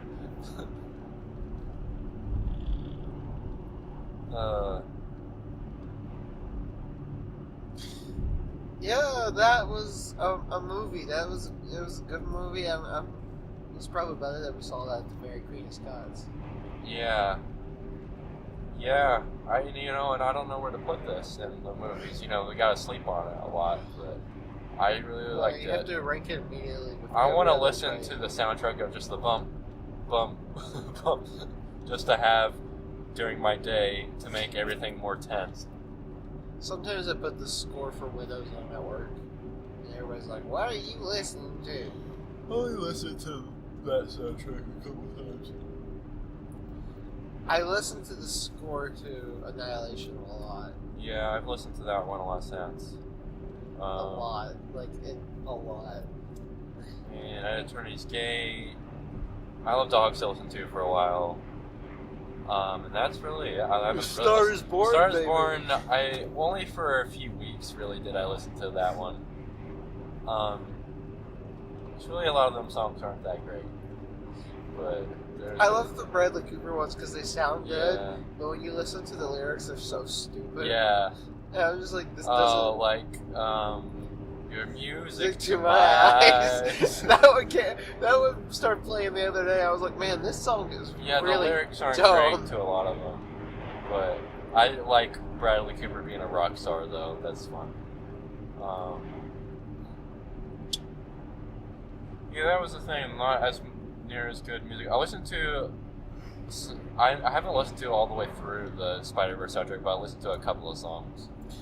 Like, it was good in the movie, but I don't ever want to hear Yeah. it. I think they were used for. Actually, the Post Malone one, I've actually listened to that one a few times because he's like the second half of it, and like I think when it's used in the movie, it's really just the first half, which is not Post Malone. It's the one that he's listening to in his headphones and he's like bopping to, and he like doesn't know the lyrics to or whatever, and he's like trying to sing one. Spider-Verse was so good. Yeah. We've seen a lot of good movies. I think Spider-Verse should be nominated for Best Picture. It can happen. Yeah. It has happened. That would be really cool. I think it's got Best Animated for sure. I don't think anyone else is getting that. The only competition it's got is Wreck-It Ralph. I think Isle of Dogs will be nominated for sure. Yeah. Incredibles 2 will probably be nominated. It shouldn't win. Yeah. I think Incredibles 2 will be nominated just because there's not that many other animated movies. Maybe not. Because a lot of the stuff everyone said about Spider-Verse, people said about the Lego movie, how it's just so great and fun and inventive, and like the animation style and so fresh, and the Lego movie is really good. And the directors of it were the producers of Spider-Verse. I'm pretty sure the Lego movie lost Best Animated Picture. Well, what else was out there? Nothing. I think it was something like a major upset. Frozen, maybe? No, that was 2013. I can't remember. It was like some weird, like, DreamWorks movie or something. I still need to see Loving Vincent. It was like Coco, not Coco, Gone Home or whatever the Purple People DreamWorks movie is. Purple People? Yeah. What? I don't know. There's some DreamWorks movie that had like purple people in it. And Rihanna was in it. I think it was Rihanna. What? Yeah. I have no idea what this is. Yeah, I'm pretty sure it beat the Lego movie. Something like that. The Martian was nominated for Best Picture. Yeah. I forgot about that. That's kind of a weird one. That was a good movie, but not like... I think it was an okay incredible. movie for a nomination. There's movies that think, okay, that's decent to get nominated, and then there's movies like, that should win.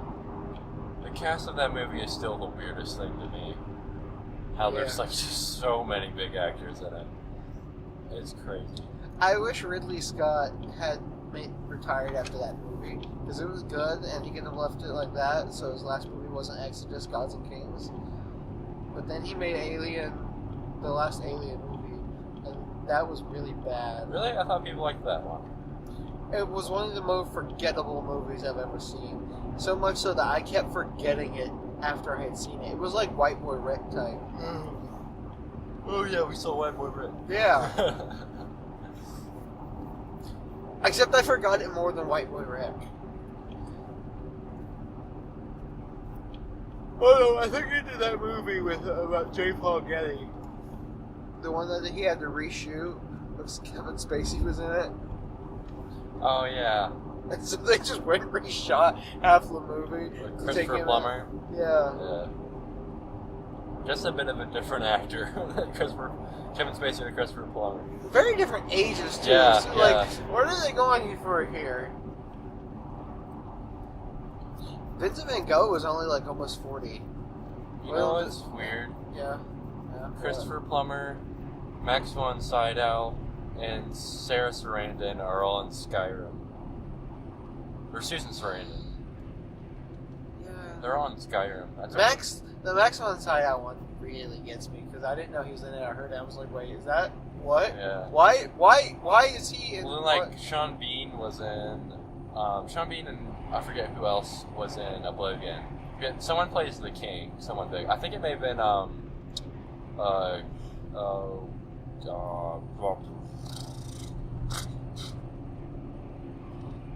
I can't think of his name. They got Liam Neeson for. I can't think of his name. Don't Bethesda games like those ones usually get like one big person. Yeah. Like Liam Who did Neeson Fallout was. 4 had? I don't Yeah, think that's Fallout what 4 I'm had wondering. anyone. I don't think there was anyone huge in it. That one was also kind of different because your character was voiced, so that may have changed. I'm really embarrassing myself here. The guy who plays Gandalf and Professor X. Ian McKellen, goodness Ian gracious. McKellen, he doesn't play Professor X, he plays Magneto. Magneto, That's yeah. Patrick Yeah, Stewart. Yeah, sorry. Two totally different people. I think it was Ian McKellen plays the king. I think. He's like, he dies at the very beginning. What if it's Patrick Stewart? Well, that would be fun. That would be funny if it was like, Patrick You're Stewart. just like, I don't know who I'm talking about. One of those old guys. One of those old white guys, you know. Um, I wish Patrick Stewart was in the favorite. well, I think it's probably really neither of them. What if Patrick Stewart was in the favorite with a wig? That would have been enjoyable. Ian McKellen in a wig in favor. I've seen him do that type of thing. It's like Beauty and the Beast when they're all turned people and they're all in those kinds of wigs, and you're like, what? Why is Ewan McGregor wearing a wig? Ian McKellen was in that movie and he was wearing a wig. I forgot about that. That's where that image came from. What? Ian McKellen was in the Beauty and the Beast remake. Uh, He was the clock. And then when they turn human, he's dressed like the royal people in here, like the wig and the stuff. And Ewan McGregor sang Be Our Guest, and it was really awkward. Ewan McGregor's in that? Yeah, he's the candelabra. What? Yeah. What? Yeah. Why did they get Ewan McGregor for that? You think they'd get an older French man? Well, they got Ian McKellen. Yeah, that's a weird movie. So, And probably not very good. no, it's not. I saw it with Guardians 2. I've only seen parts of it. I saw Guardians 2 and it had to drive in like back And to back. Emma Watson can't sing. So, that got me thinking. You know what's another possible Oscar contender this year? Even though we're not done with last year's Oscars? Lion King? No. I was going to say Little Women, directed For sure. by Greta Because Gerwig. that cast, too. And it's got Emma Watson. Emma Stone. No, it's Emma Watson. I don't think so. Yeah, no, Emma Stone was supposed to be in it and she had to drop out because of What? the favorite, and they replaced her with Emma Watson. Aw, I'm way less interested now that Emma Stone's not in it. I don't want to watch Emma Watson. It's got Give us Emma Stone. got Meryl Streep. But it does have Saoirse and Timothy. Yeah, I really only want to go see it for Greta. Yeah, Greta. Because I want to see more of her stuff. I like Saoirse. I was like, I would have saw that, and now I'm like, now I'm contemplating because Emma Watson. But you got Saoirse. She's way less good. But you got Saoirse. And Timmy. I mean, yeah, Saoirse, Timmy, and Emma Stone all together were great. But we got Saoirse. That's all that matters. And Greta. Saoirse's younger than me. Timmy is too, probably. Yeah, but he's recent. She's been around for a while. Yeah. Like, she was in Atonement, which came out, like, 2005. Hannah. She was in Hannah. I love Hannah. That's, like, one of my, like, movies that nobody knows about that I like to champion, because Hannah is so good. Kate Blanchett's southern accent in that. Mwah! Italian chef kissing fingers. Mwah, mwah. I love it. Italian food. Food just sounds good. Yeah. We should start bringing food because we're always hungry when we leave the theater now. Yeah. I started to say bring food at one point. You know we're cold because we went by that billboard and didn't talk about it. Yeah. It's Favorite. That was a really good movie.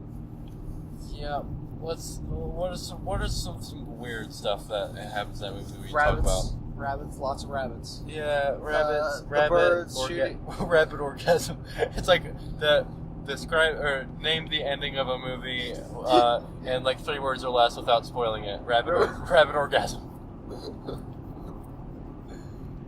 What had the most, like... Rabbit fingering. There's a lot of fingering in that movie. I can't tell if you were trying to go for rapid and changing it with rabbit, or if that was just a coincidence. No, that was Rabbit. Okay. Yeah, a lot more fingering than any movie I've ever seen, I would say. I remember someone making an oral sex jokes on Twitter, and that's how I knew what the movie was going to be. This dude was that was sitting on the aisle next to us. Kept like rubbing lotion on his hands or something. I'm like, I kept like looking over him, like he's not. Well, if it's the same guy, I was thinking he was also sitting up and leaning on the thing with his back. I was just like, but he kept rubbing his hands, like stuff on his hands. Like I don't know if it was lotion or Germex or what, but he did it multiple times. And every time I heard that, I kept looking over him like he's not, because that happens in movie theaters. I know. A lot. Dude, you know what's going to be really bad for that? Is the Sonic movie. Oh, God. I'd hate to God. After that. Like, Uh, we should go to the Sonic movie when it comes out just to watch the people that come in. And then immediately kill ourselves. Or, we need to go see a movie around the time it comes out, but one that happens like 20 minutes after, so we can see all the people going in to see Sonic. Do you want to see Detective Pikachu? That one I would rather see than Sonic, for sure. Because it also has Ryan Reynolds, so there's at least that. My girlfriend has declared what 3 movies she wants us to go see this year. She wants to go see the Lego Movie 2. She wants to go see Detective Pikachu because she loves Pokemon and she thinks it might be funny bad, but she loves Pokemon. Yeah, it could be funny. I mean, and she wants to go see Sonic because it's a train wreck and she needs to see that. So I'll get to go see all of those. Oh, and The Lion King. I have to go see that one too. I'm honestly more interested in seeing Sonic or Detective Pikachu than Lion King because I think at least those might make me laugh. Whereas Lion King, I think I'm just going to have my soul crushed. Like, yeah, this is unnecessary and it's... okay, it's a Lion King again, but live action. Donald Glover. You know who's playing Sonic, right? Or no, wait. Yes, he is playing Sonic. It's John Alfio, right? Yep. Yeah. Ben Schwartz. For a second I was thinking it was James Marsden, but he's playing someone else in this. I started to say Jason Schwartzman, but I knew that was the wrong person. Oh yeah, James Marsden, Ben Schwartz, and Ben Mendelsohn and Jim Carrey are all in that movie. Yeah, someone did did a picture of Jim Carrey, and this is probably what his Dr. Robotnik's gonna look like, and I was like, that's scary. Jim Carrey has gotten super weird. Jim Carrey's always been a little weird. Yeah, but now he's like super existential and like he's always he been. keeps showing up to things. He's like, oh yeah, his whole new thing now is like, oh, we don't exist. Like this is all just like meaningless. Like we don't actually exist. This is all a simulation or whatever, and everything's meaningless. The Truman Show got to him. Yeah. You ever seen The Truman Show? No. Do you know what The Truman Show's about? No, but I've heard people talk about it and how it's weird. The plot of The Truman Show is a guy's life is a reality TV show. There's like a big biodome that's a whole town, and he's living his whole life in it.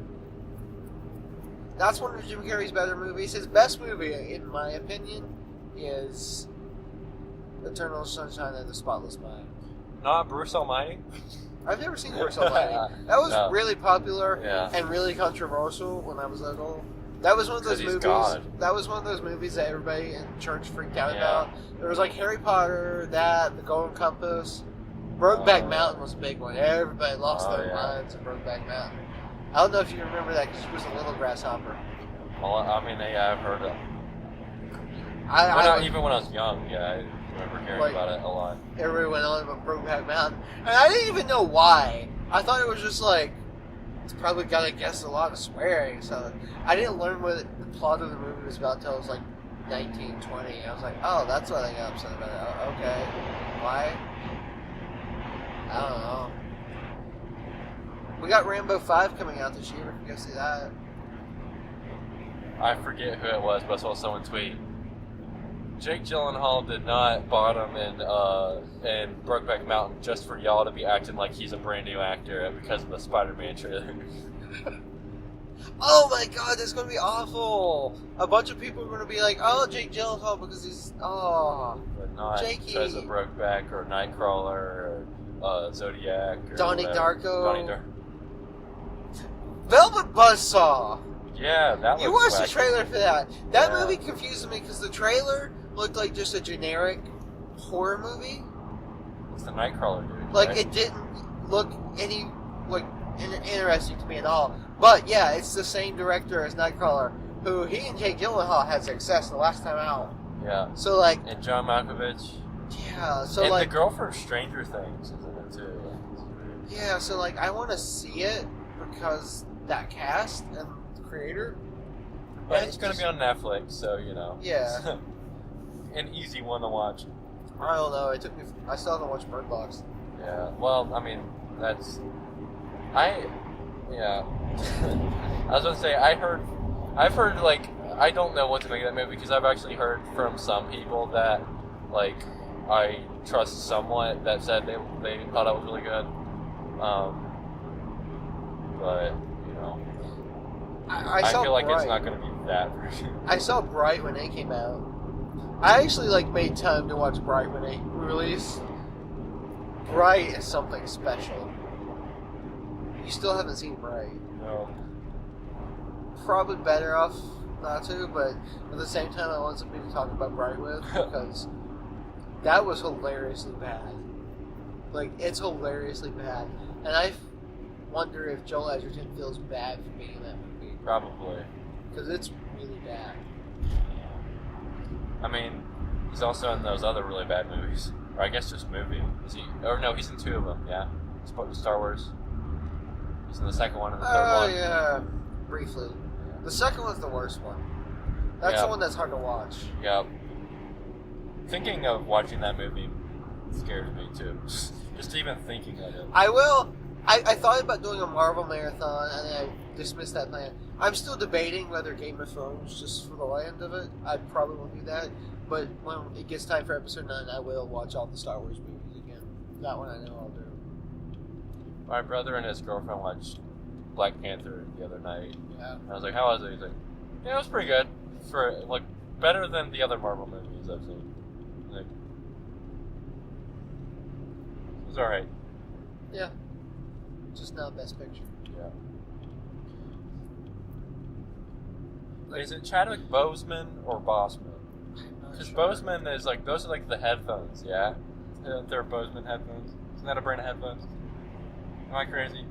I don't know. The only headphone commercials I ever see are Beats. Yeah. Remember when Dre was a rapper? Yeah. Very briefly. I remember 2015, a lot of people... If Bohemian Rhapsody gets a Best Picture nomination, a lot of people are going to be furious because Straight Outta Compton got denied. And from what I've heard, it's an extremely better movie Yeah. than Bohemian Rhapsody. People also wanted Creed to get nominated that year. They said Creed was really good. Nobody wanted Creed 2 though, so there's that. That means 3 of Ryan Coogler's movies people have said should have been nominated for Best Picture. All 3 of his movies. Because Black Panther, he did a movie called Fruitvale Station, which I'm pretty sure is on Netflix. It's about like a teen boy that got shot by cops. Oh. Like, you remember that one part in Shut up. Widows? Don't.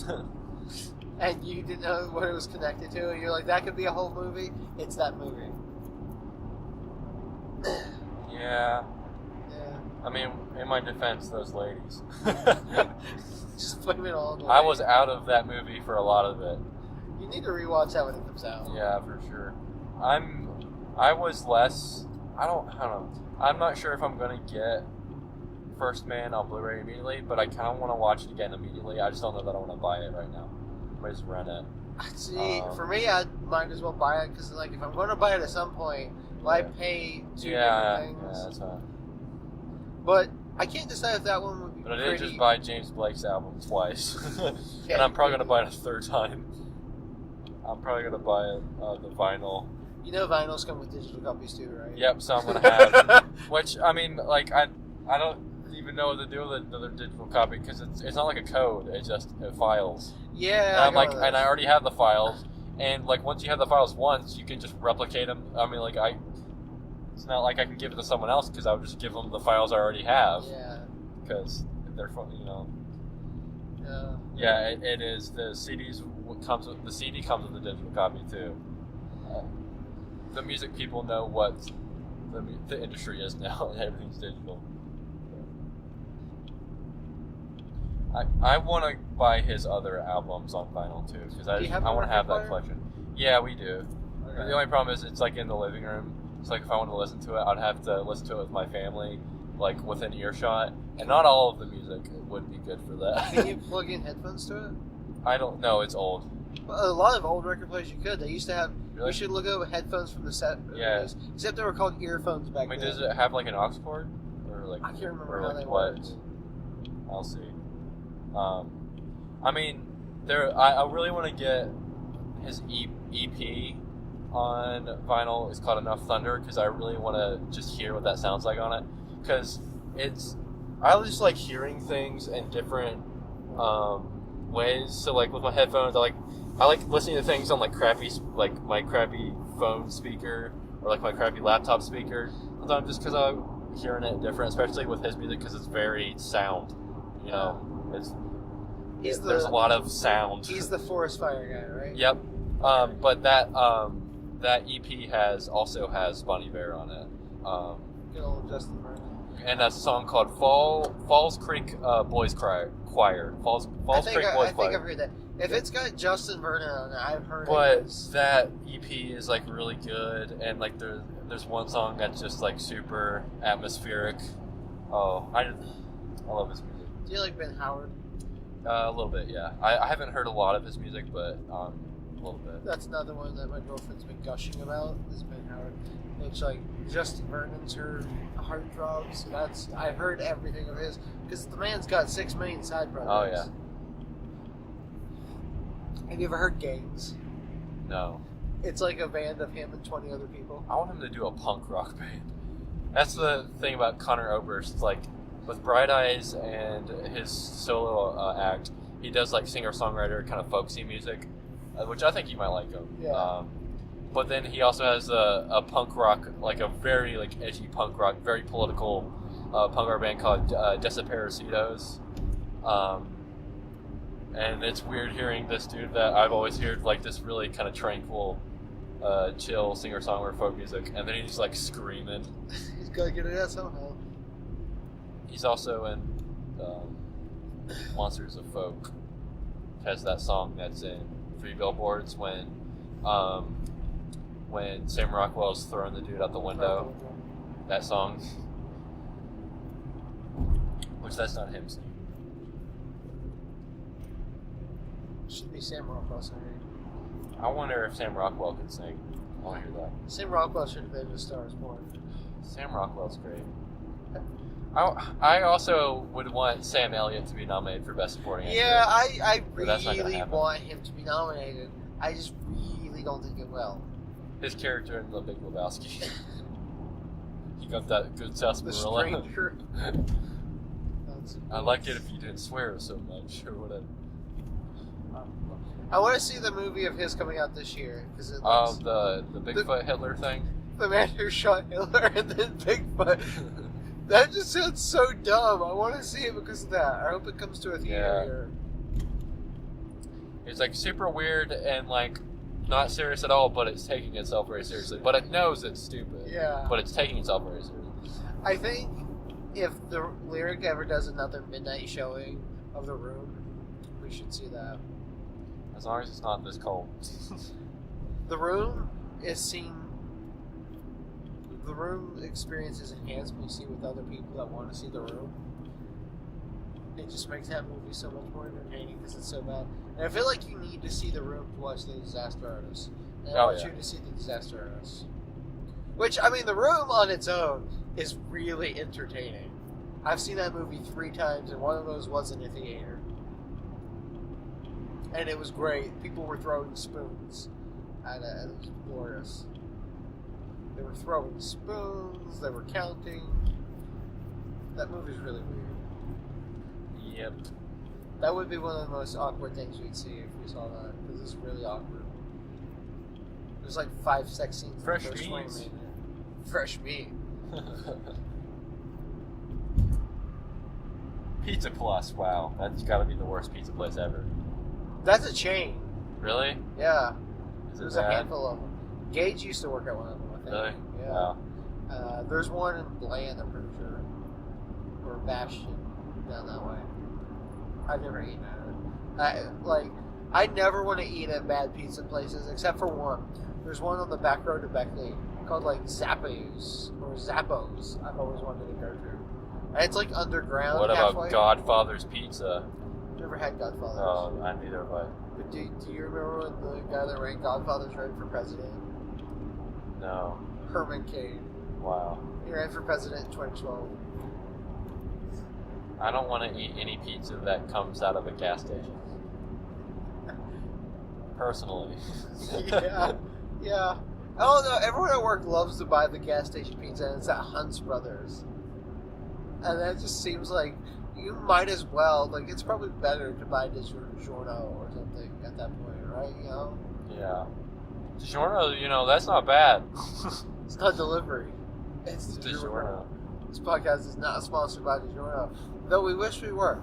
Call us. What was it we were trying to be sponsored by the last time? Uh, All Dressed Chips. All dressed chips. Coconut water has been one. Coconut water. Five Guys.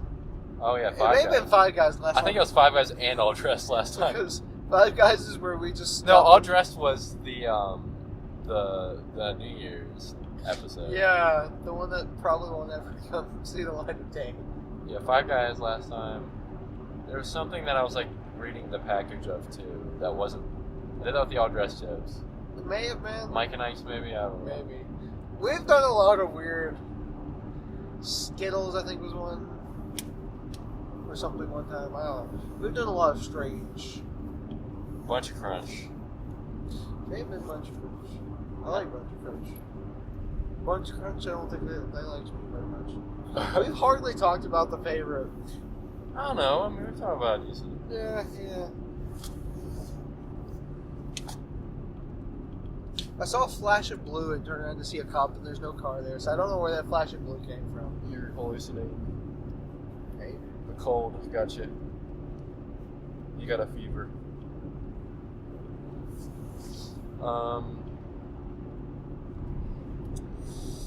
So now, how do you feel about your Oscar list now? Well, bad because I feel like favorite should be on it. Did you put it on there? Oh, I before? meant my personal list. Oh. Sorry. Oscars. I mean, the same. Yeah, Nicholas Yeah. Hoult would be cool if he did this brand. I think all 3 of them should be. Will they? I don't think so. I doubt it because there's only 5 spots, and I'm taking up 3 of them. I mean, but I don't feel like there's anyone as good as those 3 in a lot of the movies this year. Yeah, but they've got to fill it up with people. Because, I mean, you had Sam and Woody. Yeah, but that was 2. That's less than 3. Yeah, but one of them could be lead, and then 2 of them could be supporting. Yeah. It'd be weird to split them up, though. Well, I feel like it would Emma Stone lead, and Rachel Weisz and Olivia Colman supporting, maybe. And then Olivia Colman gets it. It'd be exactly like 3 Billboards.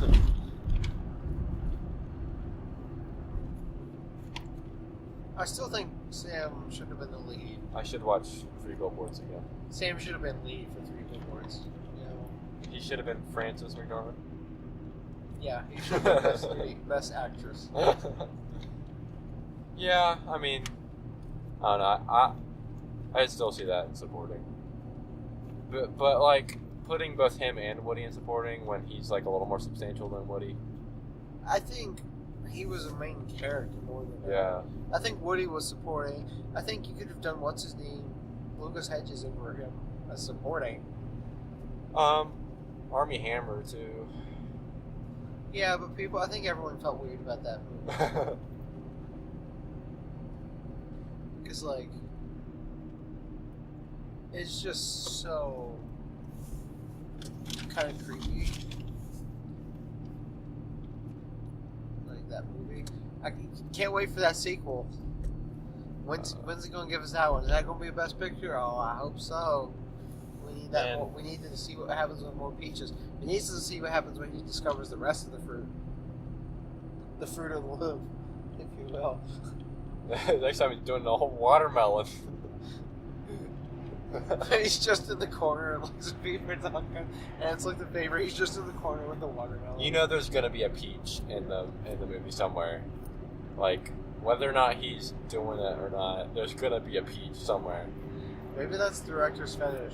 What's his name? Yorgos. Luca Guadagnino. He's trying to retire. Luca? Yeah. Already? Yeah, he's announced several times he wants to retire from film. I wonder how many movies he's got made. Not many. Yeah. He's got a handful of movies he plans to make before he retires. Like Call Me by Your Name sequel. He wants to make a movie off a Bob Dylan album. Yeah. Alright. Do you think Yorgos has a kicking fetish? Kicking? Yeah. Because there was a lot of kicking in this movie. And then remember in The Lobster, she kicks the dog to death. I don't remember. You don't see it. Yeah, but she I tells still you remember how the dog. Just know she mutilated it. she kicked it to Yeah. death. And she's like, I just kicked it, and I kept kicking. And her leg's bloody, and I was just like, that's what the movie was just too much for me. Yep. Like, especially like when he goes in there and you see it laying there, and he like Colin Farrell starts to break down. Yep. That's got to be the weirdest movie I've ever seen. I can't say it's the weirdest movie I've ever seen, but it's definitely up there. You still haven't seen Swiss Army Man. No. That's weird, but in a fun way, not a. Like it's equally weird, but you don't feel bad at the end of Swiss Army Man. You almost kind of feel good. Whereas the Lobster, you're just kind of like. You feel bad all throughout. You're just like, I want to go home. Oh, I am home. Crap, I don't know what to do now. Yeah, that was a weird night. The night I watched that. You should have watched that with your family. No. You should just watch. I almost like my brother and I were gonna maybe watch a movie, and we almost was like, oh, let's watch Big Lebowski or something. Like, yeah, that one would have been a little more awkward. There's still more awkward ones. Oh yeah. That I can think of several. I was surprised at how much there was in Big Lebowski, though. I wasn't expecting it. I mean, there's just a lot of language and then some random nudity. There's a decent bit of nudity. And I was like, oh yeah, we almost watched that with our mom, probably, like, nearby. Like, that would have been awkward. You should watch Call Me by Your Name with your brother. Oh yeah. Definitely do that. Your mom comes in and she's like, I like trying to get him to watch Moonlight. Watch Moonlight. Tell your mom you want to watch Moonlight. He bought Manchester. He really, really liked Manchester. Well, I mean, yeah. In his defense, Manchester's really, really good. Yeah. I almost want to watch that again, too. He keeps saying, like, we'll watch Manchester. Like, I mean, yeah, but I don't want to be depressed. Watch Manchester. Also, you've watched it like twice in the past like month. Watch Manchester back to back with something else really impressive. Manchester and Shame. Watch Shame with your brother. Oh no. Like, Shame is really, really good, but you just want to take a really long shower. A really sad, long shower. Like, take a chair in there. Maybe some Ben & Jerry's Chunky Monkey. A Benadryl. Benadryl. Podcast brought to you by Benadryl. That one was, pretty much. You were so Benadryl. You should watch Mandy with your brother. just for that one. There were surprisingly no penises in this movie. There was like no nudity. Well, no, yeah, there was a little bit. Not much. No. I was expecting there to be a lot more penises. So. Were you expecting like Roma? I was expecting it to be a lot more awkward.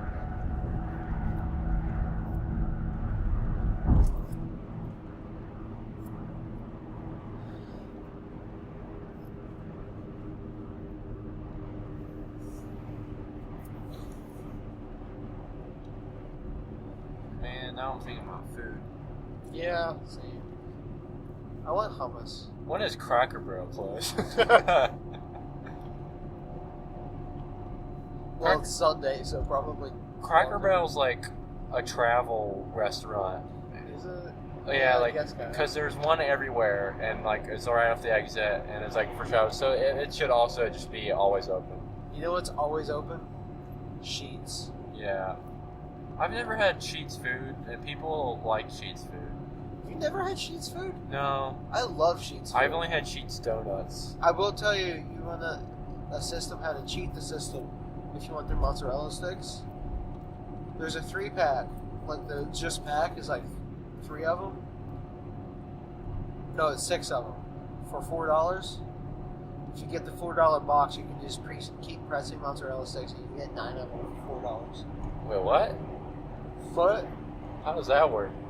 because you can just you can do it's supposed to be an apps box, but you can select the same app 3 times, even though you're supposed to select 3 different ones. You can do the same one 3 times, and it's $4. And then it only pays you for one since you only put the same. Oh, okay. Yeah, it's just $4 across the board, whatever it is.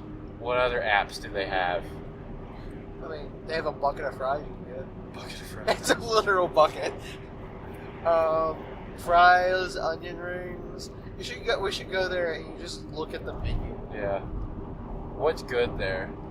Their burgers aren't bad. They have all sorts of crazy buns. Though. Like, how do they make the food though? Like, do they have people in there? Yeah. Or is it just like frozen food that they? It's the same equivalent as like Wendy's or Burger King. Really? Yeah, it's just a fast food place. Man, I didn't know there was that Yeah, much. we should go there and you just look at the menu, just soak it all up. Suck it. Get all that hot and fresh food. Let's get it. Let's do it. This is a new thing in the podcast. We just stop for food. Yeah. Because we're weak-willed and hungry.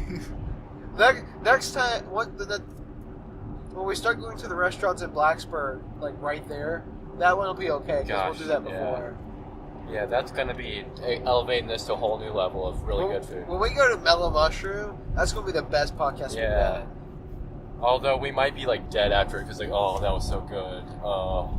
I have gone to Mellow Mushroom. In a salt coma. Sometimes when I go to Mellow Mushroom, I only want to like get a medium pizza, but I'll get a large, so I can have extra to take home, and like have a bunch left over.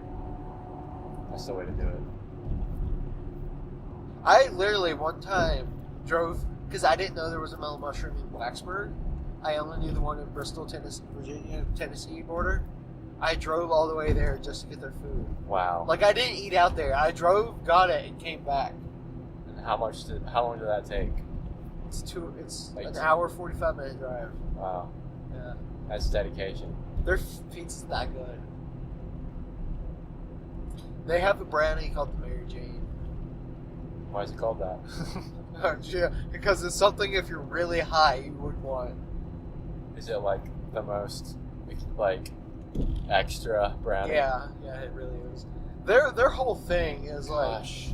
Oh, speaking of extra, bro, Starbucks' chocolate chip cookies and brownies like so bad for you, but they're so good. You like the chocolate chip cookies too. Yeah. Everybody there hates them. Or at least Really? they did when I worked there. I liked them. I was the only person that would get them. They're really good. Well, like whenever we have some, like since I close all the time, I take them home. Yeah. Well, see, that's the thing. Take though. a bunch home and freeze That's them. the thing, though. Like, I haven't, even though I've closed a lot, people keep just throwing them away without even asking me. Like, come on, man. See, we always ask, but have you do it. Be like, I want to do the food. Well, like, yeah, there's one shift that will always ask, and none of the other ones do. They just toss it without. So I guess I got to be like, hey, any food? I feel bad doing that though. Yeah. Do you like the lemon cake? Yeah. You know what's really good? What? You have to cut off the icing because it'll melt. But put the lemon cake in the oven and warm it like on the cake or a coffee cake setting or whatever. Yeah. It's really good. I like the coffee cake. Yeah. I like most things at Starbucks. There's a lot I Some didn't foods. like. Well, I don't like cheese Danish or anything like that, but like Cheese Danishes were okay. all the loaves, except banana nut because I'm allergic to nut. All the cookies. I mean, I haven't had all. I've only had the chocolate chip cookies. I'll eat any of the cake pops. Don't. You know what's actually a really good? I don't like cake pops, but the one cake pop that's really good is the peppermint brownie cake pop Yeah. frozen. Yeah. Yeah. I like the cake pops. I'm sick of birthday cake pops. Yeah, you get sick of. Oh yeah. Well, one time there was a shift, and a bunch went bad one night, and I ended up taking home 18 boxes of cake Oh pops. yeah. Birthday cake pops. And after that, I just never wanted more. There was a few times, not a few. There was a few weeks ago. It was longer than that. Where I brought, it was like the end of the semester. I brought home a ton of cake pops, and I was just like, I feel sick. I didn't eat them all at once. But We made a cake pop frappuccino one time. oh gosh. I cut up a bunch into little pieces every single cake pop and put it in the blender. The only person that liked it was Hannah. We're talking about Starbucks on this great podcast. Brought to you by Starbucks. Not Dumb Starbucks. I wish we were sponsored by Dumb Starbucks. Shout out to Nathan. I love that. I really hope that really is his account. I'd believe it, like as a joke. I've never seen him be normal. Like he's always that character. Like Sacha Baron Cohen. Yeah, Like I mean, he's I've always- seen him be Sacha Baron Cohen. He's like Sacha Baron Cohen himself is a character. I mean that he's funny, but Nathan Fielder, like he's not that well known. Like Yeah. so he's always just promoting that show. So, which he did. He was like an executive producer and writer for Who Is America, the Sacha Baron Cohen show. Yeah. So that's funny. They have like the same kind of. Sacha Baron Cohen had, until recently, had never done an interview not as a character. Gosh, he's so funny. And he recently did one. He's so good. Cracker Barrel definitely closed. So Sacha Baron Cohen or Nathan? Well, both. I don't like Borat. I'm just gonna be honest. I've only seen him in appearances doing Borat. Oh. Never really.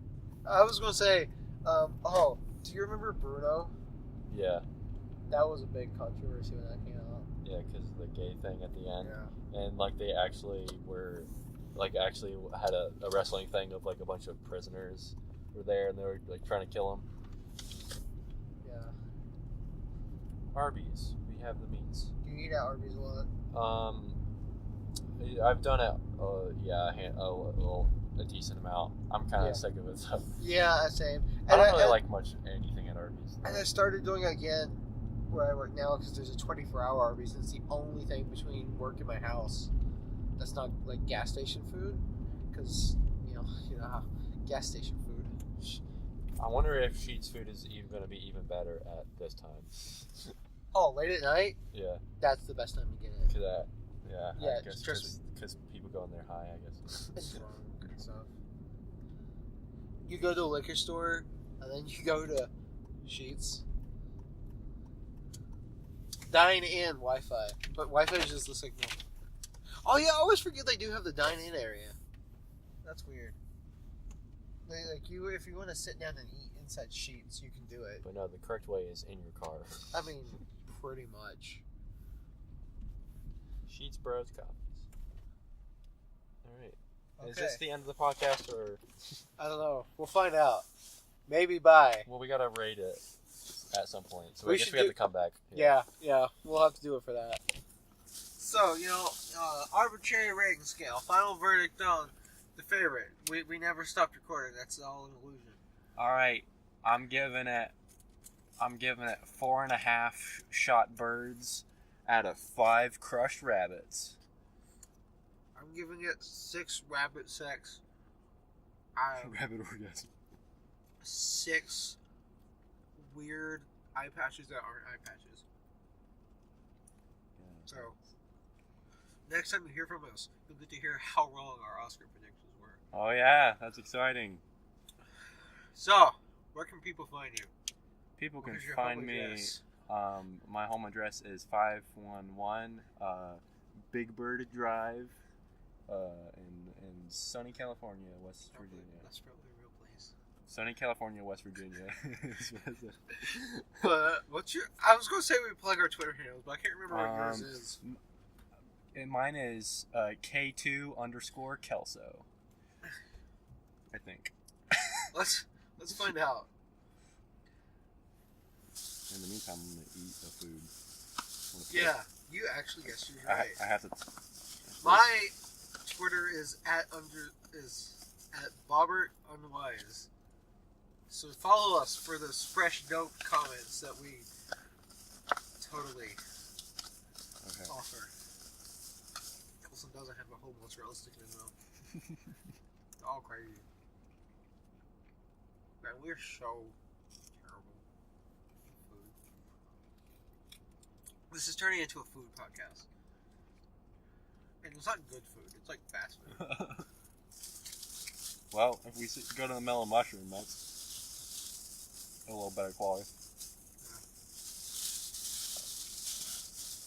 If you listen to this whole thing, thank you. I'm sorry. Stop watching the Sicario 2 episode. Yeah.